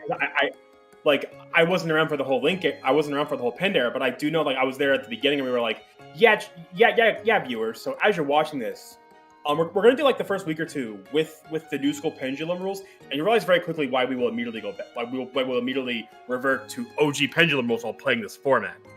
Yeah, no, that's right. We did some play arounds of moving further because it was we did I think 1 week with MR4 and then we're going to the 2020 master rules. We cannot play a limited series with the original Link and Pendulum rules. We will die. Because nobody is going to pull enough fucking ultra rare Link monsters. I don't know what I'm not sure what all Pendulum decks did well. I do know I had a really good run with Dynamist for a few weeks before that shit got hit. Dynamist was a pretty good contender. He probably was always just kind of around. Yeah, I think some people got Towers, so some people tried to make Klee work because Towers is Towers. I'm trying to think. I mean, hey, you can find all videos are all still public, despite my limited ability to edit and kit bash together. You can absolutely check this shit out, so you can find it yourself. Chad, you can go to this channel and look up what our deck lists were.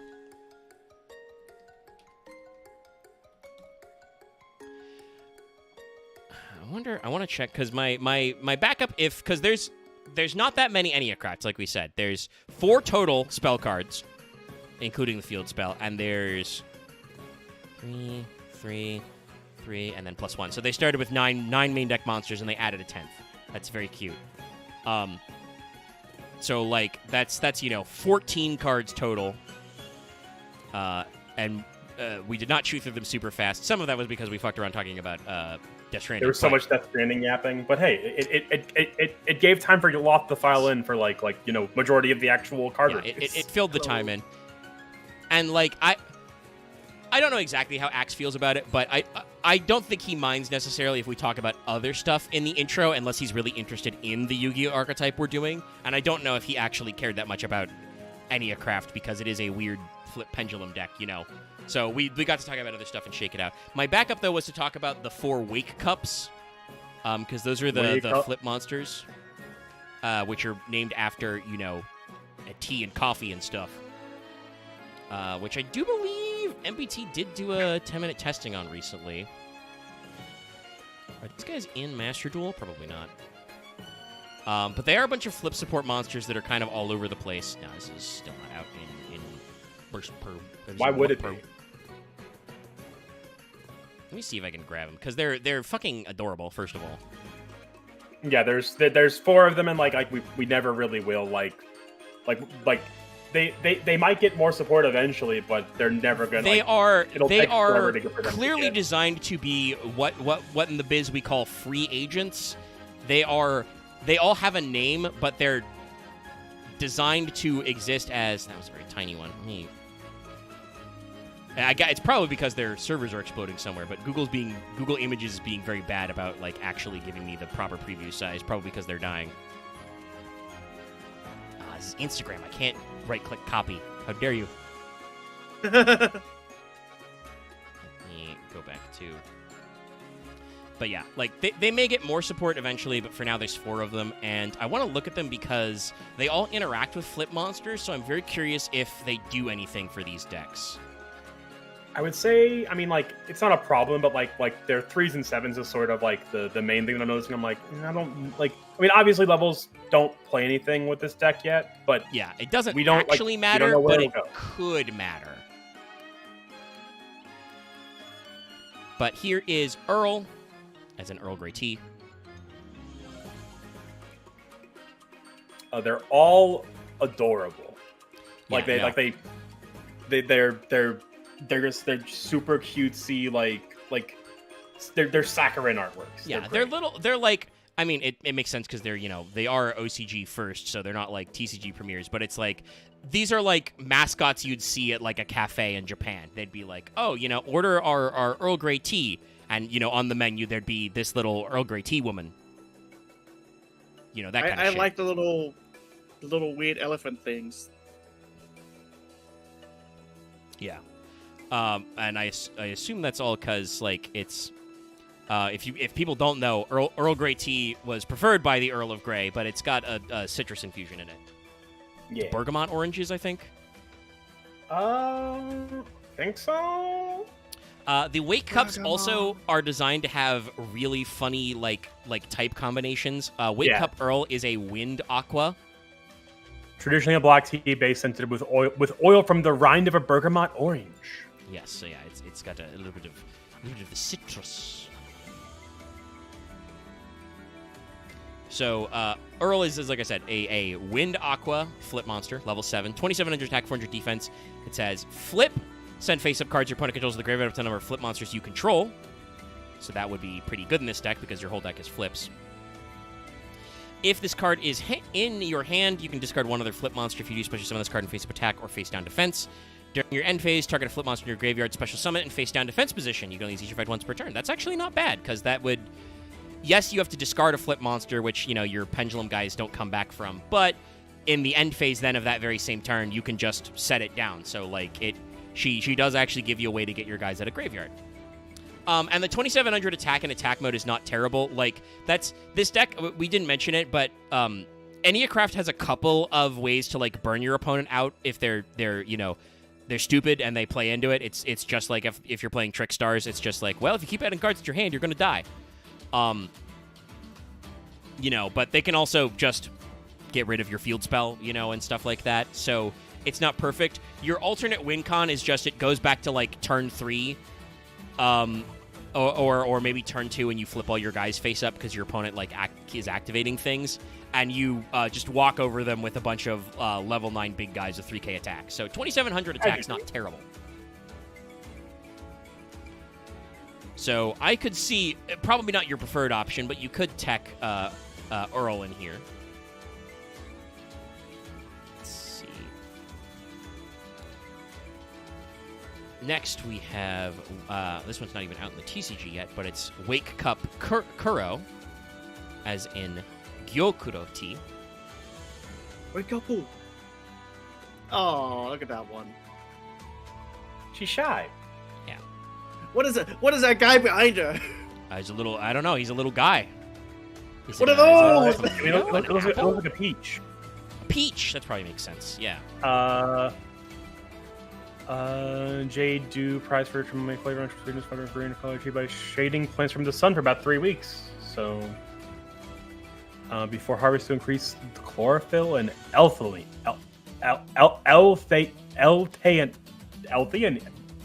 L-theanine. What? God. Yeah.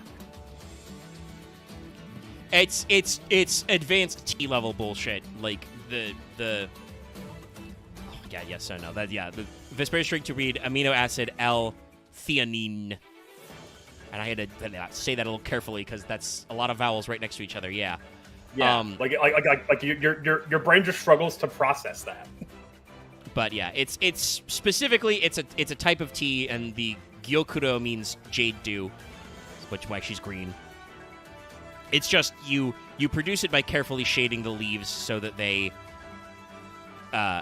age or grow in a certain way, which is a lot of how you do tea stuff, is how you either grow the plant when you pick the leaf and then how you treat the leaf afterward. But Kuro is another wind aqua, and she's the reverse side. She is a level 7 with 400 attack and 2700 defense. Flip, target one other face-up monster on the field, change it to face down. You can reveal this card in your hand, add a wind flip from your deck to your hand except Kuro, then discard one card. Quick effect, you can target one face-down defense position monster on the field, change it to face-up defense. Oh, you know what? That might not be a peach. That might be a persimmon thing. It could be a persimmon. because it kind of has like the green top, which like persimmons have. Yeah. So Kuro and Earl here have kind of like they kind of like loop into each other. You know, you can search Earl with Kuro, then discard a guy. This quick effect to target a face-down defense position, change it to face-up, could certainly work in any craft. You know, there's actions you could take. I think they're all Wind Aquas, yeah, actually. So you can Earl lets you search all of them. Yeah, they're all Wind Aquas. So Kudo is researcher within your package. I do like that Earl and Kudo have their stats reversed. So yeah, nice little touch. Yeah, this card 1 card, target 1 face down, defense position off the field, change face up defense position. So yeah, that's like just immediately turns on one of your guys. Like God, just flip up the fucking whale and yeah, I know. It's just free proc a guy, and even then the like and her own flip effect is just book of it's Tsukiyomi, book a guy. Yo, is that Book of Moon? Yo, is that Book of Moon? Next, we have Wake Up Makia, or just Wake Up Machi. Dude, this is another good one. I fucking love her like whipped cream kind of like hair going on. See the hair. That little coffee bean little guy on her like hair. She's just vibing. Got a little bean guy. Some macchiato or like that's yes, not cafe macchiato. Yeah. So again, I don't know why about these on. I'm like, cute woman, and then my brain instantly zones in little guy. A lot of little guys actually. You can't see them because I pulled it down, but it shows there's more of them running around on like the cup below. If I like pull up, you can see. Yeah, like they're just a bunch of little guys roaming around. Coffee woman. So Makia is a level 3 Wind Aqua, and funny enough, she's got 1,000 attack and 100 defense, which is the reverse stats of the level 1 guys in Enneacraft. I wonder if we were thinking things. Her flip effect is just target a face-down defense position monster, change it to face-up attack position. Not always ideal in Enneacraft, but it does put your big guys in their 3K side, so that can work. I believe both of threes are 1K1. That's very funny. That makes me, especially with this card, Mess Monster's special summon effect, that makes me think that the smaller ones were definitely designed to work with Enneacraft. So, you can reveal this card in one flip monster in your hand, special summon both in face-down defense position. Ooh. You can only use each of the preceding effects once per turn. Once per turn during your end phase, target a face-down card on the field, send it to the graveyard. That's just so good. Just like if it's your end phase and you whale booked your opponent or otherwise flipped him face down, you just go, nah, you're going to grave, buddy. So like Makia is definitely a really strong tech card. And then our last one is Mocha. As in obviously Cafe Mocha. My favorite type of coffee, and the only one I ever get. Let's see. Well, you're gonna like this one because there's huge it's a little guy energy in this. Because Mocha is sleepy.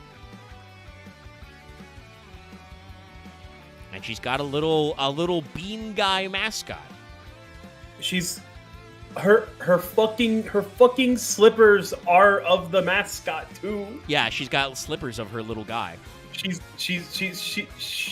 in her like pajamas. Yeah. 10 out of 10, no notes, perfect. I love it. And I think Mocha was the first one, so like again, wake think cup. So, yeah. Yeah, so they're like, here, check this out. She is another Wind Aqua flip, level 3, 1,000 attack, 100 defense. Once per turn during your end phase, you can change this card to face down defense position. Resets itself. You can use each of the following effects once per turn. You can target one face down defense position monster in your field. Special summon this card from your hand if you do change that monster to attack position. If this card's flipped face up, target one face-up monster on the field. It gains 1,000 attack, but send it to the graveyard during the end phase. So just, this is another great way to trigger your guys. Honestly, I don't know exactly, what your ratios of Wake Cups would be, but I would probably, first of all, like I said, I don't think any of these are in Master Duel. Konami is almost assuredly saving these to put in the selection pack with the Enneacrafts. That's just what they're going to do. Oh, wait. Do the others?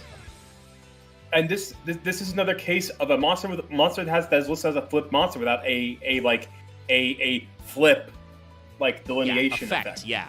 No, it has the if this card is flipped face up, so not just under normal flip terms, but anytime it's flipped face up, you can give a guy 1,000 attack. Which also, I believe, means you could do it to yourself. Like, you could, if Mocha gets flipped up to attack position, she can go, I'm 2K now, fuck you. Yeah, target one face. It doesn't say one other face-up monster, so yeah, she can target herself. So that's a 2K attacker. Honestly, like, if nothing else, this can just give you some fodder. Because it lets you, special summon and then change a guy to attack, so you can do this to, like, you could do this to trigger your spider before your opponent does anything. Like, on turn 1, you can just be like, okay, reveal spider, set spider, Mocha, flip that spider into attack position. You are now locked out of chain blocking forever until you defeat my fucking 3K guy.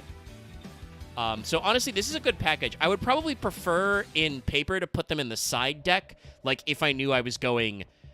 Yeah. Second, I think, because this lets you activate your guys, like, immediately without waiting for your opponent. Because, so like, if you're going second and your opponent has, like, a whole board built, other than just negating all your effects to special summon guys, also, your opponent doesn't have to do anything. They can just be like, nah, I'm not going to activate any effects. They can just go, yeah, I'm good. Yeah, I built my board already. I don't need to do anything. So, they can do the it's the Psy-frame solution. It's like, oh well, I just simply will not play cards, so you can't react to my play, Psy-frame player. It's like, well, sure, you can do that. I'll just get all of my resources. Like we just started a Cold War where you're not letting me build all my like with depending on the board you're looking at with Enneacraft, that's a bad idea because eventually they will get the resources they need to just start flipping up big chunguses. And again, they all the level 9s have Blue Eye stats, which is still pretty solid. So like they can just start beating your ass up. But no, I think all of these Wake Cup girls have some potential to be like in an Enneacraft engine, in addition to also going into a proper flip deck like my beloved Mimigul. Like honestly, this shit's crazy good for Mimigul stuff because they a lot of these target any face down monsters. Like the Wake Up Mocha just says target a face down defense position monster on the field, special summon, change that monster to attack position. So if I give my opponent a Mimigul, I can turn 1 be like flip that guy face up, summon Mocha. Like there's many funny things I can do. Honestly, that attack gain effect is also really good because if you the way Mimigul Dungeon works is your opponent can't attack with monsters the turn they were special summoned, or they can't attack if you have face down monsters. Yeah. So it's just like, die. Your guy can't attack, so he's gonna die. Doesn't matter if he got extra 1,000 attack. Whoa. So these Wake Cups are like really cool. They probably won't do enough to make a whole deck out of them, or if they do, it will take years. Yeah, like it's a case of like I can totally see them just slowly doling out names. Like oh god, like they've done this before with little side arcs, like the Dustons and shit. Like, yeah. Like we might end up probably with eventually make a like, cohesive strategy, but for now this just seems to be like this is like Konami going like, hey guys, we realized that flip monsters are not good.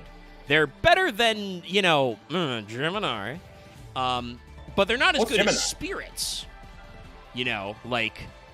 That sort of like I think that is actually where those abilities go. Like flips are better than Toons and Geminis, but they're not as good as spirit monsters traditionally have been because like spirit is a whole like rank 4 engine that goes crazy. Can be very powerful. So much so that they actually had to limit some of them recently. So like the Wake Cups are Konami going like, okay guys, we're gonna give you some flip tools. Don't go crazy, but if you can make it work, let's have some fun here. Look, if you break these, it's on us at that point. Yeah. Like, genuinely, I think Gemini is probably cooked. unless they just rewrite the whole rules. But they could probably do for Gemini what they did for Rituals and just print a whole shitload of Gemini monsters that have in-hand effects. You know? I mean, yeah, it's like we tried to break Gemini with Catalyst Field, and it, like, all it did was make a point FCK. That's the only thing it did. Good old Gemini Necros, let's go. I mean, like, honestly, one thing that would help Geminis is basically a Gemini version of like, Mocha, right? Reveal a Gemini monster in your, reveal this card and a Gemini monster in your hand. Special summon them. You're still only limited to one normal summon, so, you can only turn one of them into effect monsters, but that would let you get more Geminis on board. Literally give them, Gemini fusion. Send Gemini monsters from your hand, field, or deck to graveyard to fusion summon a monster, so you can always make, Super Alloy Beast Raptinus, which just makes all your Gemini monsters effect monsters.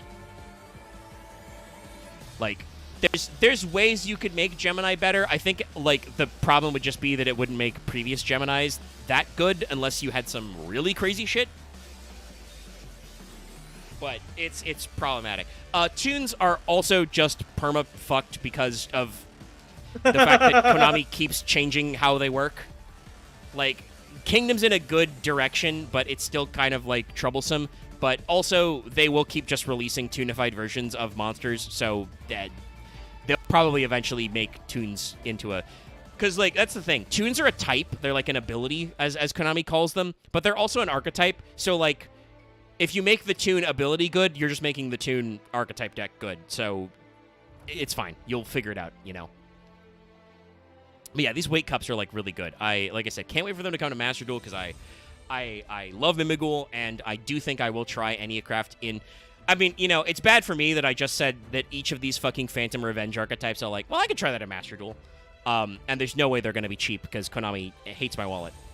They want me to die. Oh, no. I imagine these wake-ups are going to be like fucking URs all around. Well, maybe not. Because like I said, I don't think they've released them in Master Duel, so they're probably going to bundle them in Eniacraft. So they might be like SRs and like maybe like one ultra rare, a couple of SRs. Or they could use them to like make them all like SR, UR, and make some of the Eniacrafts cheaper. Because, like, that is the thing with selection packs. Konami does have to make some cards like R's and N's to make it work out. Usually there are a few dud cards in an archetype that never show up in lists. As we've discussed, the way you build Eniacraft is you kind of do 3 of everything. So, like, what are the normals and rares in that deck? What do you make that way? Probably, like, like a couple of the effect monsters we talked about that are not super good. Like, maybe Leon is an R or N. That kind of thing. But it's still, like, you still have some budget cards, So maybe we'll see how they work out. I love, by the way, that, like, the wiki is like, due to having generic flip effects, they're good to other archetypes that specialize in flip monsters, like Tindangle and Subterror and Shadal. And it's like, I mean, technically, yes, but also, no, because it's the year... When these were first released, it was the year 2025. You are not playing Tindangle, man. Not even a Tindangler's that good. And as much as I love Subterror, you're also not Subterroring. That deck is compared to Eniacraft, Subterror is like way behind the curve. Shadow is good. It's just they're good in spite of being a flip deck. Like, I think that was the last time that Konami was like... Well, not the last time, but one of the last times Konami was like, fuck it, we're going to make flip monsters good. How do we do that? We'll give them something to do other than for their flip effects. There'll be flips, but also they all have an effect when they are sent to the graveyard. Yeah, that sounds good.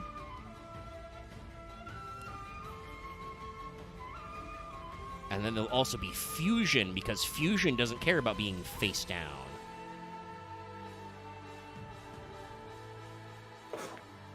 Fusion, like, Xyz definitely feels designed for the levels, but I would feel like Fusion would be could be a fun step. Like, I don't know, like there's all kinds of nonsense. It is like I said earlier, like Fusion could be useful because it does have that thing we talked about where like fusion materials don't care that you're face down, so you could actually like straight up do something with that. You could use your materials right away, even while they're face down. God, actually, I'm even imagining it like right now of like, imagine a fusion spell card that fuses any crafts and it fusion summons in face down defense position. It's a fusion flip monster that is fusion summoned face down. Like Jesus you Christ, reveal it to your opponent and set it, and then they're like, oh shit. You know, it instantly goes to a hidden information zone. Like, that'd be horrifying. There's a lot of goofy, funny stuff you could do here.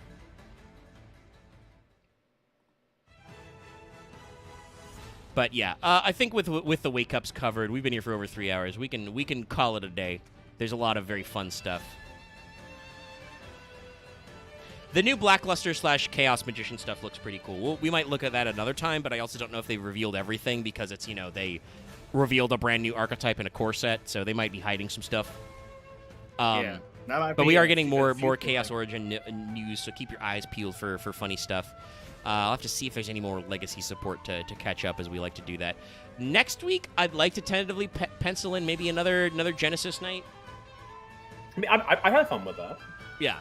It's just making sure we have enough people to do a handful of matches, at least, you know, with a few different decks. I could try. I'll have to look up what I could do, because I can't just bring fucking Ancient Gears again.